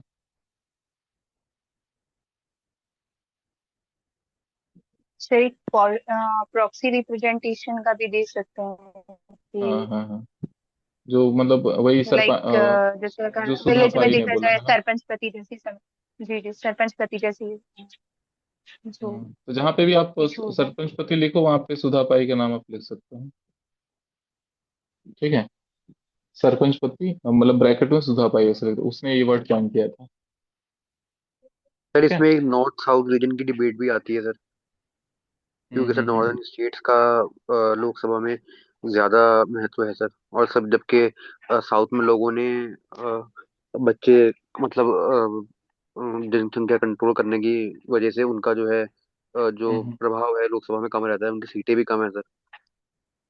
बट ये लेकिन तुम्हारा अलग टॉपिक जा रहा है, डिलिमिटेशन वाले में जाएगा। डिलिमिटेशन के क्या चैलेंजेस हैं? मतलब इसमें जैसे डाल सकते हो कि डिले हो रहा है क्योंकि नॉर्थ वर्सेस साउथ कॉन्फ्लिक्ट है ना, या फिर डिफरेंसेस। ये बल्कि यहाँ पे तुम्हारा रीजन बहुत अच्छा फिट होगा कि अभी जो डिले हो रहा है डिलिमिटेशन में, है ना, क्योंकि कंसेंसस नहीं बन पा रहा है, या फिर डिफीट ऑफ 131st बिल।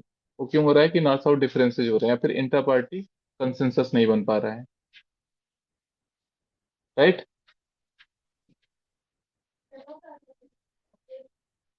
तो इसको थोड़ा सा इस तरीके से आप लोग देख सकते हो, है ना।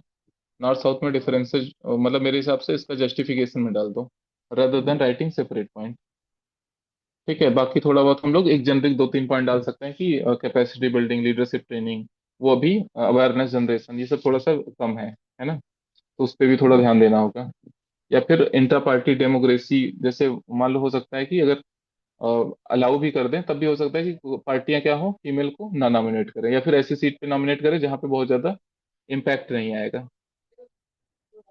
ठीक है, just like using the legal loopholes, right. ये हम लोग का चुनौतियां हो गया, फिर उसके बाद हम लोग एक सजेशन लेके फिर कंक्लूड कर सकते हैं। ठीक है, अभी दो क्वेश्चन और बच रहा है, हम लोग इसको जल्दी से फिनिश करते हैं। इसका हम लोग स्ट्रक्चरिंग देख लेंगे, क्योंकि यहाँ पे सबसे ज्यादा दिक्कत उसी में आएगा। इसमें वे फॉरवर्ड आप लोग बताओ क्या कर सकते हैं, जैसे ट्रेनिंग और कैपेसिटी बिल्डिंग। ठीक है, ये पहला पॉइंट हो सकता है। पॉलिटिकल विल की बात कर सकते हैं। ठीक है, इंटर पार्टी डेमोक्रेसी की बात कर सकते हैं, सेंसस टाइमली कंडक्ट करने की बात कर सकते हैं, सेंसस एंड डिलिमिटेशन। ठीक है, कॉन्स्टिट्यूशनल सेफगार्ड्स बनाए कि जिससे कि जो प्रोविजन है उसका मिसयूज ना हो, सरपंच पति जैसी फिनोमेना देखने को ना मिले। ठीक है, इस तरीके से आप कुछ सजेशन दे सकते हो। और एक कमेटी भी थी, कमेटी ऑन स्टेट्स इक्वेलिटी 1974 में जो कमेटी थी स्टेटस ऑफ वुमेन, वो को भी कोट क्या, कर एक बार नाम सकते हैं। बताना फिर से एक बार बताना। टुवर्ड्स इक्वेलिटी हम्म 1974 में जो committee on the status of women in India. ठीक है,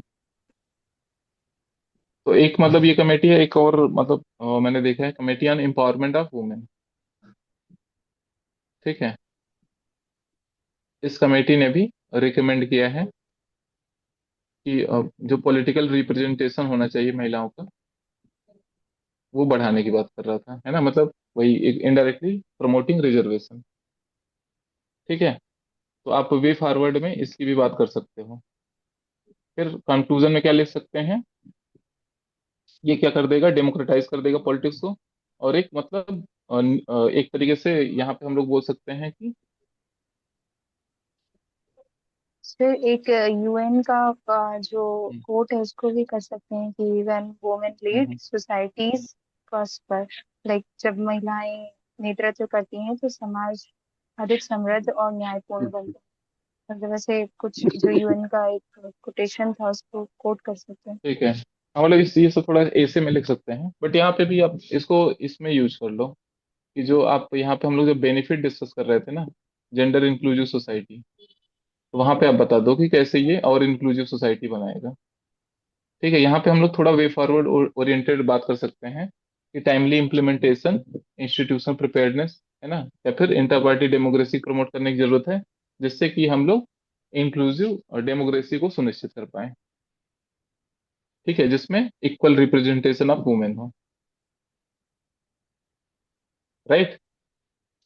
टाइमली इम्प्लीमेंटेशन और जो ये सब है कास्ट सेंसस डिलिमिटेशन, इसको टाइमली कराएं, और इंटर पार्टी कंसेंसस बनाने की जरूरत है, जिससे कि हम लोग 1/3 reservation for women we can provide. ठीक है, आप यूएन वाला भी चाहो तो उसको लिख सकते हो। ठीक है, बट मेरे हिसाब से थोड़ा सजेस्टिव लिखना है, क्योंकि एक तरीके से यहाँ पे कंसर्न पूछ रहे हैं ना, तो थोड़ा सा वे फॉरवर्ड ओरिएंटेड करके बताना है। ये वाला क्वेश्चन देखते हैं, fourth question. The recognition of the right against climate change as part of article 21। ठीक है, marks a significant evolution in India's environmental jurisprudence while highlighting the expanding role of judicial governance। ठीक है, एक बोल रहा है कि इन्वायरमेंटल जूरिस्प्रूडेंस का इवोल्यूशन हो रहा है, और दूसरा जुडिशियल गवर्नेंस का एक तरीके से रोल बढ़ता जा रहा है। ठीक है,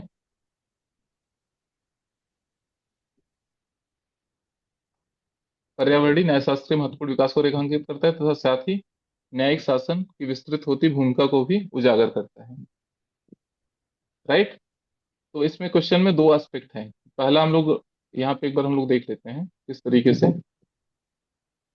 इंट्रोडक्शन लिखेंगे और फिर कैसे इसका स्ट्रक्चरिंग करेंगे।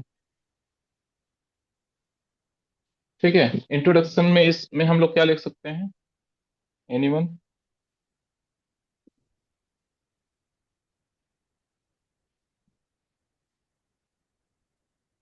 फिर इसमें किसी कोड से करके आर्टिकल 368 को कनेक्ट कर सकते आर्टिकल 368,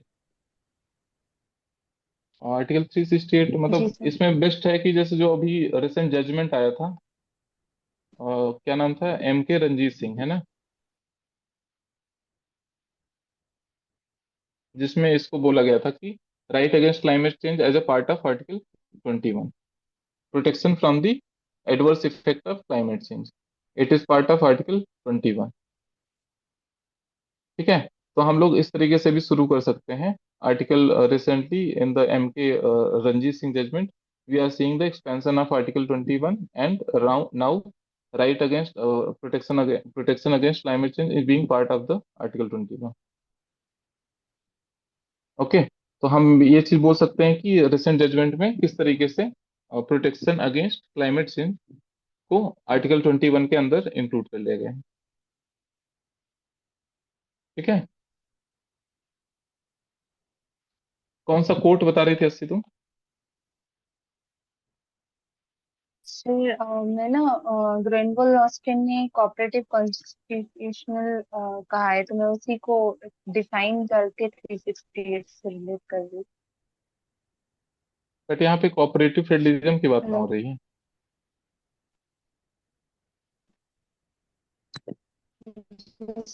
एक्चुअली सर मेरा ये था कि आर्टिकल 368 संसद संविधान संशोधन की शक्ति तो देता है, लेकिन ये असीमित नहीं है। तो अगर वैसे कुछ कनेक्ट करें तो लाइक जैसे रेनबो ऑस्टिन ने कहा था कि जो स्टेबिलिटी और चेंजेस हैं उनमें संतुलन स्थापित करना जरूरी है। ठीक है, तो उसको हम्म। कनेक्ट करें फिर 368 से और वैसे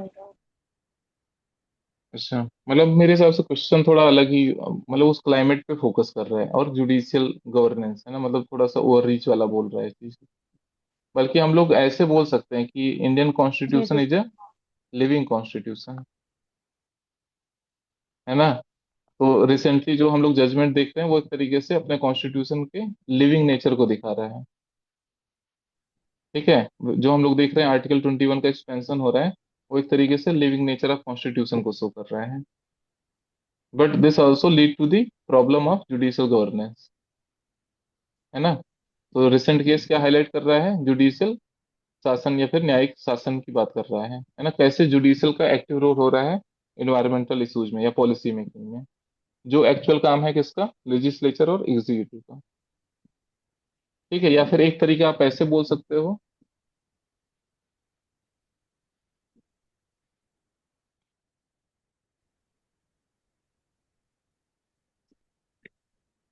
ठीक है, लेजिस्लेटिव एंड एग्जीक्यूटिव एनर्सिया, है ना, कि वो लोग का अभी इतना एनर्सिया है कि वो लोग एक्चुअल में प्रोएक्टिव नहीं है इन्वायरमेंटल मैटर्स में।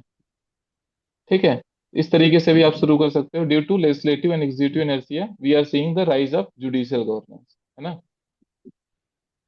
लेजिस्लेटिव एग्जीक्यूटिव इनर्शिया की वजह से क्या हो रहा है, राइज हो रहा है न्यायिक शासन का, मतलब उसमें बढ़ रहा है इन्वायरमेंटल मैटर्स में। तो आपका क्वेश्चन के हिसाब से हो जाएगा कॉन्टेक्स्ट। ठीक है। सर ये एक्सपेंडिंग रोल वाले में हम ये भी लिख सकते हैं कि हम्म जुडिशरी यानी कि supreme court is the guardian of constitution. Hmm. या वही बोल सकते हो कि जैसे सुप्रीम कोर्ट क्या है, कस्टोडियन ऑफ फंडामेंटल राइट है। ठीक है, तो वो एक तरीके से दिखा रहा है कि सुप्रीम कोर्ट ने जो आर्टिकल 21 है, right to life with dignity, उसको एक्सपैंड करते हुए recently right for protection against climate change को भी इंक्लूड कर लिया है। ठीक है, यहाँ पे आप चाहो तो आर्टिकल भी यूज कर सकते हो, आर्टिकल 32, है ना। एज पर मतलब under article 32 supreme court is the guardian of guardian for the protection of fundamental rights. ठीक है, फंडामेंटल राइट प्रोटेक्ट करने के लिए सुप्रीम कोर्ट एक गार्जियन की तरह काम करता है। और रिसेंटली हम लोग देख रहे हैं कि सुप्रीम कोर्ट ने फर्दर आर्टिकल 21 को एक्सपेंड किया है, जिसमें M K Ranjit Singh judgement में हमने देखा कि उन्होंने इसको भी इंक्लूड कर लिया है, right against the protection from the climate change, right for the protection against climate change. ठीक है, जलवायु परिवर्तन के विरुद्ध अधिकार। तो अब देखो हमारे पास दो तीन तरीके हैं, मतलब जो थोड़ा सा क्वेश्चन के कॉन्टेक्स्ट से मैच हो रहा हो, क्वेश्चन से जो डायरेक्ट लिंक कर रहा हो, उसी से ही आप इंट्रोड्यूस करो। और मेरे हिसाब से एम के रंजीत सिंह वाला इंट्रोडक्शन बेस्ट है। और एक ये वाला भी आप शुरू कर सकते हो, और एक इससे भी कर सकते हो कि लेजिस्लेटिव एग्जीक्यूटिव इनर्शिया है इन मैटर ऑफ एनवायरमेंटल पॉलिसी। मतलब जो रिसेंट जजमेंट है वो दिखा रहा है कि existing legislative and executive inertia in environmental policy making. ठीक है, क्योंकि ये काम एक्चुअल किसका है, लेजिस्लेचर या फिर एग्जीक्यूटिव का है, बट वो कर कौन रहा है, जुडिशरी कर रही है। तो हम लोग ऐसा बैलेंस बना के लिखेंगे, ऐसा नहीं कि बस ओवर रीच के सेंस में बोलेंगे। हम लोग ये भी बोलेंगे कि एक तरीके से इनर्शिया है, ठीक है, या फिर एक पॉलिसी गैप है जिसको जुडिशरी थ्रू गवर्नेंस या फिर जुडिशियल शासन, न्यायिक शासन के थ्रू फिल कर रहा है। ठीक है, अब हम आ जाते हैं क्वेश्चन के स्ट्रक्चरिंग पे। तो अब इसमें देखो हेडिंग वन आप लोग के हिसाब से क्या होगा?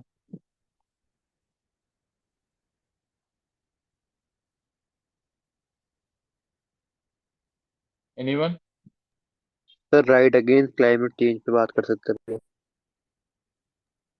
देखो क्वेश्चन जो पूछा है डायरेक्ट उसकी बात ये करेंगे। पर्यावरणीय न्याय शास्त्र के महत्वपूर्ण विकास, सर ये हेडिंग बनाएंगे पहले कि हाँ, देखो यहाँ पे पर्यावरण। क्योंकि डिस्कस करने बोल रहा है, जो चीज सिग्निफिकेंस किस पे दिखा रहा है, significant evolution in India's environmental prudence, है ना, कि मतलब ये भारत के पर्यावरणीय न्यायशास्त्र के लिए महत्वपूर्ण विकास को रेखांकित करती है। हम लोग का पहला हेडिंग यही होना चाहिए कि कैसे पर्यावरणीय या फिर इन्वायरमेंटल जूरिस्प्रूडेंस को की भूमिका को दिखा रही है।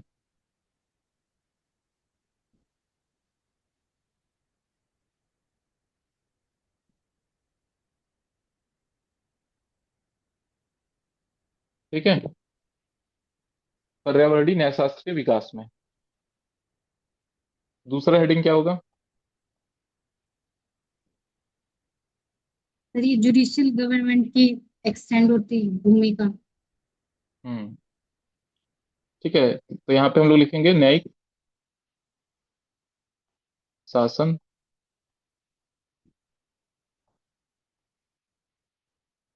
की विस्तृत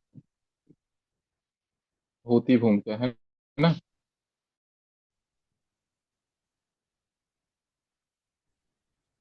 ठीक है, पहला हेडिंग हम लोग का क्या है, इन्वायरमेंटल जूरिस प्रूडेंस का कैसे इवोल्यूशन हो रहा है, evolution of environmental juris prudence. ठीक है, दूसरा हेडिंग क्या बनेगा, जुडिशियल गवर्नेंस या फिर न्यायिक शासन किस तरीके से उसका एक्सपेंशन हो रहा है। ठीक है, ये चीज क्लियर है? थर्ड वन में जो भी न्यायिक निर्णय है वो दे सकते नहीं नहीं यार, इसी में ही जितने न्यायिक निर्णय हैं इसी में ही यूज करना है, दोनों हेडिंग में जो पॉइंट आपके बनेंगे। बल्कि आप सोल्यूशन देना चाहो, क्योंकि ये कितने मार्क्स का है, 15 मार्क्स का है ना, तो आप यहाँ पे कुछ सुझाव दे दो कि आगे के टाइम में क्या करना चाहिए, है ना, एग्जीक्यूटिव को क्या करना चाहिए, लेजिस्लेचर को क्या करना चाहिए, जुडिशरी को क्या करना चाहिए। जैसे इन दोनों को क्या करना चाहिए, प्रोएक्टिवनेस होने चाहिए, है ना, एनवायरमेंटल पॉलिसी मेकिंग पे काम करें। जुडिशरी के पास एक्सपर्टीज नहीं है ना, तो उनको क्या करना चाहिए, रिस्ट्रेन करना चाहिए। ठीक है, तो इनर्शिया को यहाँ पे ब्रेक करना चाहिए, जब पॉलिसी गैप है वहां पे पॉलिसी बनाएं, इफिशिएंट इम्प्लीमेंटेशन करें। ये हो हम लोग सुझाव दे सकते हैं। यहाँ पे जुडिशरी को हम देंगे जहाँ पे एकदम नेसेसिटी ना हो, जहाँ पे एग्जिस्टिंग कोई प्रोविजन ना हो, वहाँ पे थोड़ा सा एक्टिविज्म हो सकता है, बट कोशिश किया जाए कि ये चीजें एग्जीक्यूटिव लेजिस्लेचर के थ्रू हो, क्योंकि उनके पास उनका एक्सपर्टीज है। ठीक है, फिर हम लोग कंक्लूड करेंगे।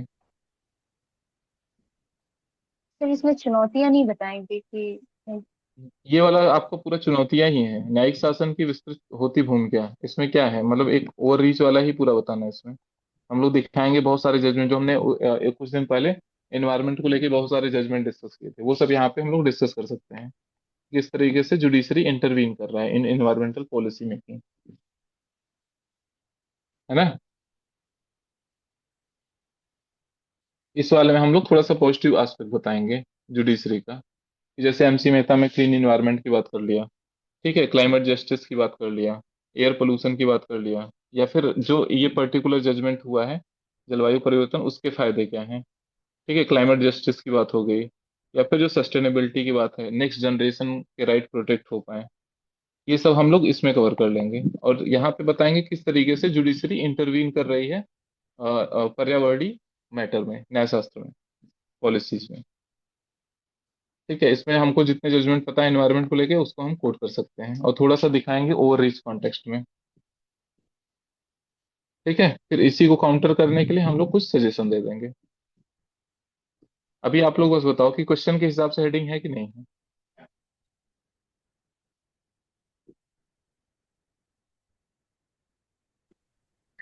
जी सर। है ना, अभी अगर हम लोग कुछ और हेडिंग बनाएंगे तो फिर वो डेविएशन हो जाएगा, फिर आपके मार्क्स कम आ जाएंगे ना। तो कोशिश हमको हमेशा करना है कि जो क्वेश्चन में पूछा है उसी के हिसाब से ही हमको हेडिंग बनानी है। ठीक है, एक्स्ट्रा मतलब जब आप कोई एडिशनल हेडिंग बनाओ तो वो किस चीज का हो। एडिशनल हेडिंग आपका होना चाहिए हमेशा सजेशन का हो गया, वे फॉरवर्ड का हो गया, या फिर कुछ क्रिटिसिज्म आपको लग रहा है इंपॉर्टेंट क्रिटिसिज्म हो सकता था इसमें लेकिन क्वेश्चन में नहीं पूछा है। ठीक है, तो हमेशा एडिशनल हेडिंग आपका किसका होगा, सुझाव हो गया, चुनौतियां हो गई, ठीक है, गवर्नमेंट पॉलिसी हो गई, ये सब आपके एडिशनल हेडिंग होने चाहिए। Suggestion, challenges, government policy. इसके अलावा अगर आप कोई हेडिंग बना रहे हो तो समझो कि आपके मार्क्स कम होने वाले हैं। क्योंकि देखो यूपीएससी जब आप क्वेश्चन देखोगे उसको अगर आप अच्छे से ब्रेक करोगे तो वैसे ही वो दो तीन हेडिंग चार हेडिंग में बनाने का मौका देती है। ठीक है, तो आपको वैसे ही इतने सारे पॉइंट रहेंगे कि आप इसको अच्छे से एड्रेस नहीं कर पाओगे। अगर आपने अच्छे से तैयारी की है तो आपके पास इनफ पॉइंट रहेगा इसमें इन दोनों हेडिंग में लिखने के लिए, इन तीनों हेडिंग। ठीक है, तो हमको अगर एक हेडिंग एक्स्ट्रा बना देंगे उससे क्या होगा, एक पेज हमारा ऐसी चीज में गया जिस जो यूपीएससी ने पूछा भी नहीं था। एक्चुअल क्वेश्चन आपका शुरू हो रहा है पेज नंबर 2 से। तो अब आप कितना भी अच्छा आंसर लिख दो, अगर आपने 2 पेज ही काम का लिखा है तो आप अगर सोचो कि 15 में से मुझे 6.5 7 नंबर मिल जाए तो नहीं मिल पाएंगे, है ना, वहां पे फिर 4 4.5 नंबर दे के छोड़ देगा, कितना भी अच्छा आंसर आप लिख लो।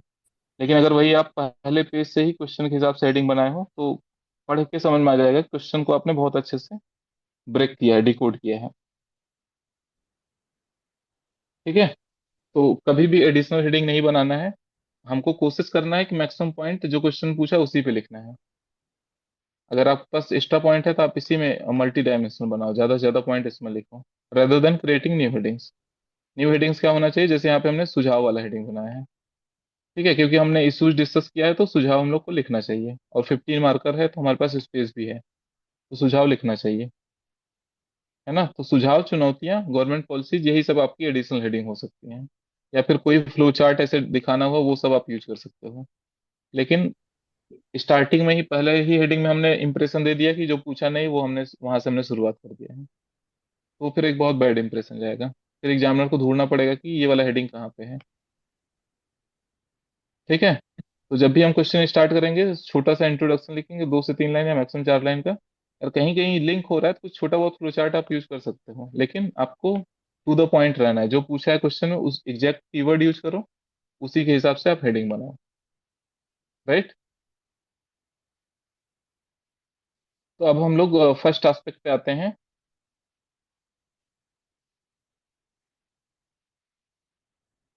कि जो इन्वायरमेंटल जूरिस्प्रूडेंस है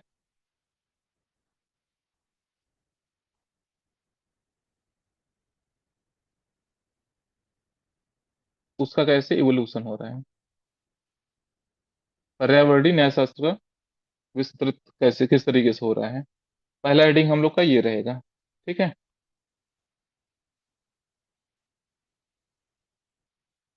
मिनिमम 5 पॉइंट, जब भी आप हेडिंग बनाओ तो मिनिमम कोशिश करो कि 5 पॉइंट आ जाए।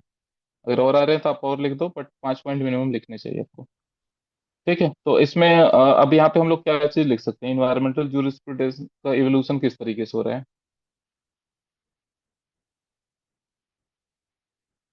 एनीवन। से आर्टिकल 21 जीवन के अधिकार का विस्तार। हाँ, एक्सपेंशन हो ठीक रहा है। है ना। हम लोग थोड़ा सा वहां से बता सकते हैं कि जैसे एमसी मेहता के इससे शुरू कर सकते हैं कि कैसे वहां पे क्लीन इन्वायरमेंट की बात हो रही थी, उसको फर्दर इंक्लूड किया गया है क्लाइमेट चेंज वाले एस्पेक्ट को भी। ठीक है, मतलब क्लाइमेट जस्टिस की बात आप कर सकते हो। ठीक है, कि it will lead to the climate justice, या फिर ये बोल सकते हो कि आप सस्टेनेबिलिटी की बात कर सकते हो। ठीक है, या फिर आप बोल सकते हो कि जो नेक्स्ट जनरेशन होगी उसके राइट की बात कर सकते हो। ठीक है, और इसमें कुछ हम लोग लिख सकते हैं?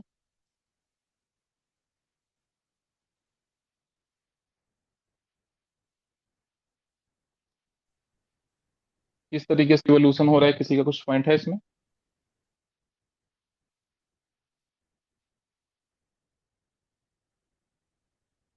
एनीवन? थोड़ा सोचो आप लोग, मतलब जनरिक पॉइंट ही बताओ, लेकिन बताओ कुछ कि कैसे हम लोग यहाँ पे देख रहे हैं कि तो एनवायरमेंट। एक एक ये आ सकता है कि पर्यावरणीय न्याय शास्त्र का विकास कर रहे हैं, कैसे सस्टेनेबल डेवलपमेंट इसको। हाँ हाँ। एक वो जो एपी पॉल्यूशन कंट्रोल बोर्ड और नायडू वाला हम्म। जो उन्होंने प्रिकॉशनरी प्रिंसिपल दिया था उसको कनेक्ट कर सकते हैं। हाँ हाँ हाँ, प्रिकॉशनरी प्रिंसिपल या फिर पॉल्यूटर प्रे प्रिंसिपल। ठीक है। और देखो, जैसे एक तरीके से अगर आप देखो कि क्लाइमेट चेंज को अगर हम लोग बोल रहे हैं कि प्रोटेक्शन अगेंस्ट क्लाइमेट चेंज, ये आपका फंडामेंटल राइट है अंडर आर्टिकल 21। इसका मतलब क्या होता है कि अब आपका राइट एग्जीक्यूटिव जुडिशरी प्रोटेक्ट करने के लिए उस दिशा में काम भी करेगी। ठीक है। सो इनेबलिंग पॉलिसीज बोल सकते हैं हम लोग, by executive policies and laws by executive and legislature. ठीक है, कि अब उस दिशा में और काम होगा बाय एग्जीक्यूटिव और लेजिस्लेचर, इन दोनों के थ्रू। ठीक है।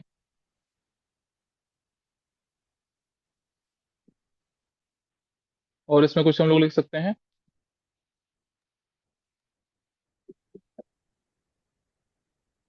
फिर एक इंटरजेनरेशनल इक्विटी को कनेक्ट कर सकते हैं सुभाष हम्म। कुमार केस से, जो आर्टिकल 21 का, जिसमें वो क्लीन एनवायरनमेंट है, आर्टिकल 21 के बारे में बोला।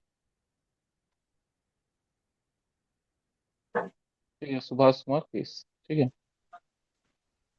ये हमारा हो गया, मतलब इंटर जनरेशनल इक्विटी, या फिर यहाँ पे जैसे मैंने बोला भी था नेक्स्ट जनरेशन को भी इंक्लूड करने की बात हो रही है। अब देखो यहाँ पे इनेबलिंग पॉलिसीज बनेगी, प्लस थोड़ा सा एक आप ये भी देख सकते हो कि अकाउंटेबिलिटी भी बढ़ेगी। जैसे पहले क्या था, मान लो किसी को अगर क्लाइमेट चेंज का इम्पैक्ट देखने को अगर मिल रहा है किसी के ऊपर या फिर किसी सोसाइटी पे, तो उस पे कुछ ऐसा मुआवजा नहीं था, कंपनसेशन नहीं था। लेकिन अगर अब आपका वो अगर राइट है, आर्टिकल 21 का पार्ट है, तो इससे क्या होगा, आपको फायदा हो सकता है कि मतलब उस पे कंपनसेशन हो गया, या फिर लाइवलीहुड प्रोटेक्शन की बात हो गई। ठीक है, या फिर जॉब प्रोटेक्शन की बात हो गई, प्रॉपर्टी, इन सब के लिए आपको हो सकता है फ्यूचर में कंपनसेशन, या फिर जो नुकसान हो रहा है उसके लिए किसी न किसी पर्टिकुलर ऑर्गेनाइजेशन की अकाउंटेबिलिटी फिक्स की जाएगी। ठीक है।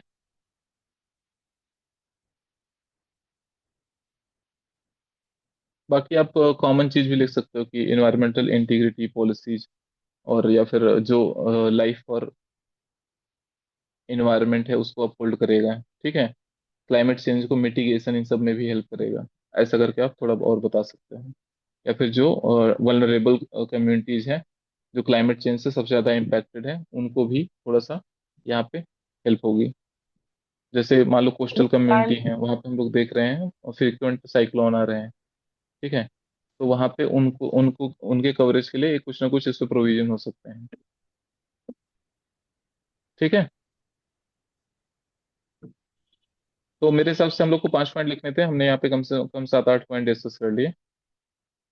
तो आप आर्टिकल 21 एक्सपेंशन की बात करोगे, और वहां पे थोड़ा सा इवोल्यूशन एक्सटेंस में दिखा दोगे, चाहो तो छोटा सा ऐसा डायग्राम भी बना दो कि MC मेहता शुरू करो, फिर उसके बाद लास्ट में यहाँ पे आ जाओ आप, रिसेंट केस। ठीक है। मनजीत सिंह केस,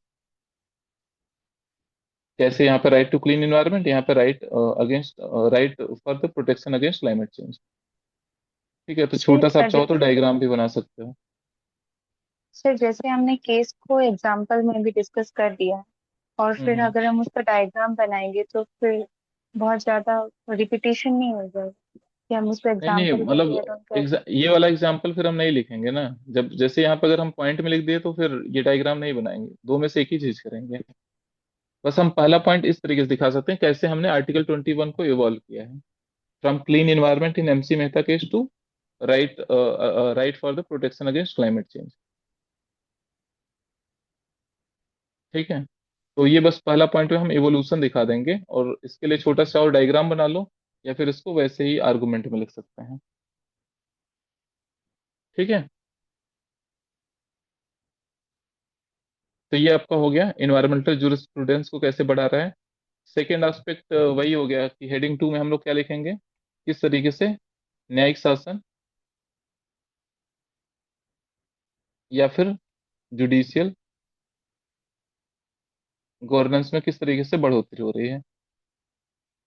ठीक है, अब इसमें जितना आप केसेस जानते हो इन्वायरमेंटल इश्यूज को लेके जिसमें जुडिशरी ने एक्टिव रोल दिखाया है, उन सबको आप यहाँ पे लिख सकते हो। ठीक है, और थोड़ा सा आपको वो भी डाल सकते हो कि जैसे इसके फायदे तो हमने देख ही लिए हैं, प्रोज वाले एस्पेक्ट लगभग, है ना। तो यहाँ पे जुडिशियल गवर्नेंस के नुकसान क्या हो सकते हैं न्यायिक शासन के, उसका आप थोड़ा सा यहाँ पे मेंशन कर।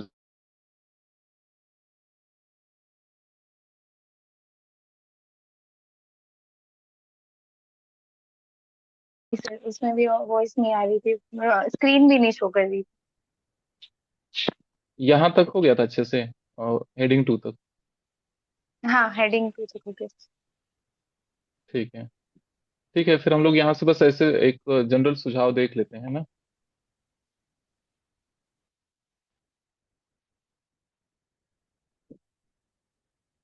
देखो सुझाव में जैसे अगर हम लोग जुडिशियल ओवररीच का इशू यहाँ पे दिख रहा है ना, हम लोग थोड़ा सा स्टेक होल्डर के पॉइंट ऑफ सोचेंगे कि जुडिशरी है, स्टेक होल्डर एग्जीक्यूटिव है और लेजिस्लेचर है।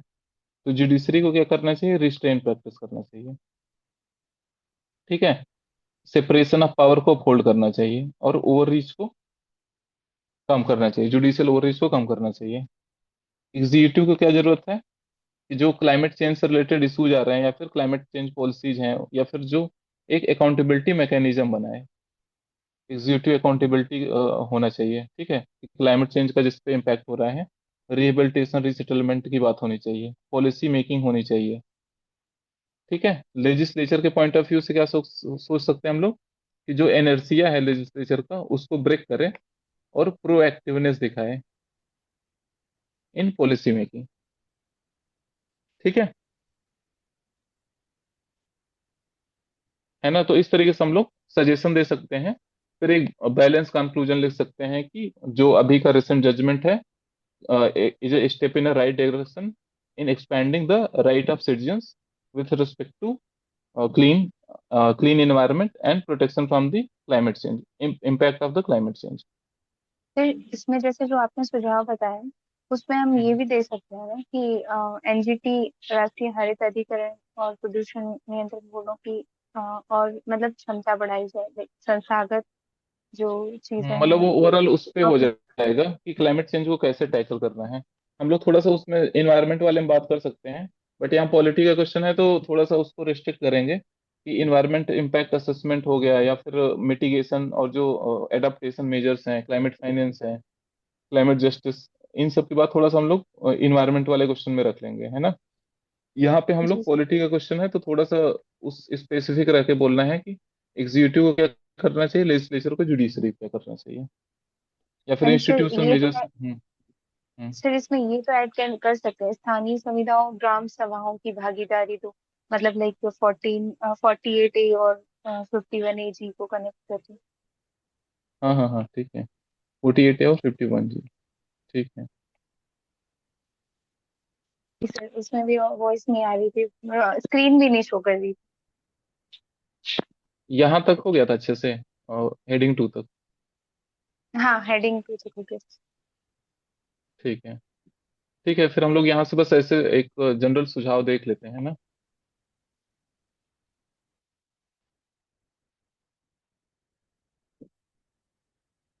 देखो सुझाव में जैसे अगर हम लोग जुडिशियल ओवररीच का इशू यहाँ पे दिख रहा है ना, हम लोग थोड़ा सा स्टेक होल्डर के पॉइंट ऑफ सोचेंगे कि जुडिशरी है, स्टेक होल्डर एग्जीक्यूटिव है और लेजिस्लेचर है। तो जुडिशरी को क्या करना चाहिए, रिस्ट्रेन प्रैक्टिस करना चाहिए। ठीक है, सेपरेशन ऑफ पावर को अपहोल्ड करना चाहिए और ओवररीच को कम करना चाहिए, जुडिशियल ओवररीच को कम करना चाहिए। एग्जीक्यूटिव को क्या जरूरत है कि जो क्लाइमेट चेंज से रिलेटेड इशूज आ रहे हैं या फिर क्लाइमेट चेंज पॉलिसीज हैं, या फिर जो एक अकाउंटेबिलिटी मैकेनिज्म बनाए। एग्जीक्यूटिव अकाउंटेबिलिटी होना चाहिए, ठीक है, क्लाइमेट चेंज का जिस पे इम्पैक्ट हो रहा है, रिहेबिलिटेशन रिसेटलमेंट की बात होनी चाहिए, पॉलिसी मेकिंग होनी चाहिए, ठीक है। लेजिस्लेचर के पॉइंट ऑफ व्यू से क्या सोच सकते हैं हम लोग कि जो एनर्सिया है लेजिस्लेचर का उसको ब्रेक करे और प्रोएक्टिवनेस दिखाए इन पॉलिसी मेकिंग, ठीक है ना। तो इस तरीके से हम लोग सजेशन दे सकते हैं। फिर एक बैलेंस कंक्लूजन लिख सकते हैं कि जो अभी का रिसेंट जजमेंट है is a step in a right direction in expanding the right of citizens with respect to clean clean environment and protection from the climate change, impact of the climate change. फिर इसमें जैसे जो आपने सुझाव बताया, उसमें हम ये भी दे सकते हैं ना कि एनजीटी, राष्ट्रीय हरित अधिकरण और प्रदूषण नियंत्रण बोर्डों की और मतलब क्षमता बढ़ाई जाए, like संस्थागत जो चीजें मतलब हैं। वो ओवरऑल उस पे हो और जाएगा कि क्लाइमेट चेंज को कैसे टैकल करना है। हम लोग थोड़ा सा उसमें इन्वायरमेंट वाले में बात कर सकते हैं, बट यहाँ पॉलिटी का क्वेश्चन है तो थोड़ा सा उसको रिस्ट्रिक्ट करेंगे कि इन्वायरमेंट इम्पैक्ट असेसमेंट हो गया, या फिर मिटिगेशन और जो एडाप्टेशन मेजर्स हैं, क्लाइमेट फाइनेंस है, क्लाइमेट जस्टिस, इन सब की बात थोड़ा सा हम लोग इन्वायरमेंट वाले क्वेश्चन में रख लेंगे, है ना। यहाँ पे हम जी लोग पॉलिटी का क्वेश्चन है तो थोड़ा सा उस स्पेसिफिक रह के बोलना है कि एग्जीक्यूटिव को क्या करना चाहिए, लेजिस्लेचर को जुडिशरी क्या करना चाहिए, या फिर एंड सर इंस्टीट्यूशनल ये मेजर्स। तो, सर इसमें ये तो ऐड कर सकते हैं स्थानीय संविदाओं, ग्राम सभाओं की भागीदारी, तो मतलब लाइक 48A और 51AG को कनेक्ट करके। हाँ हाँ हाँ, ठीक है, 48 है और 51 जी, ठीक है।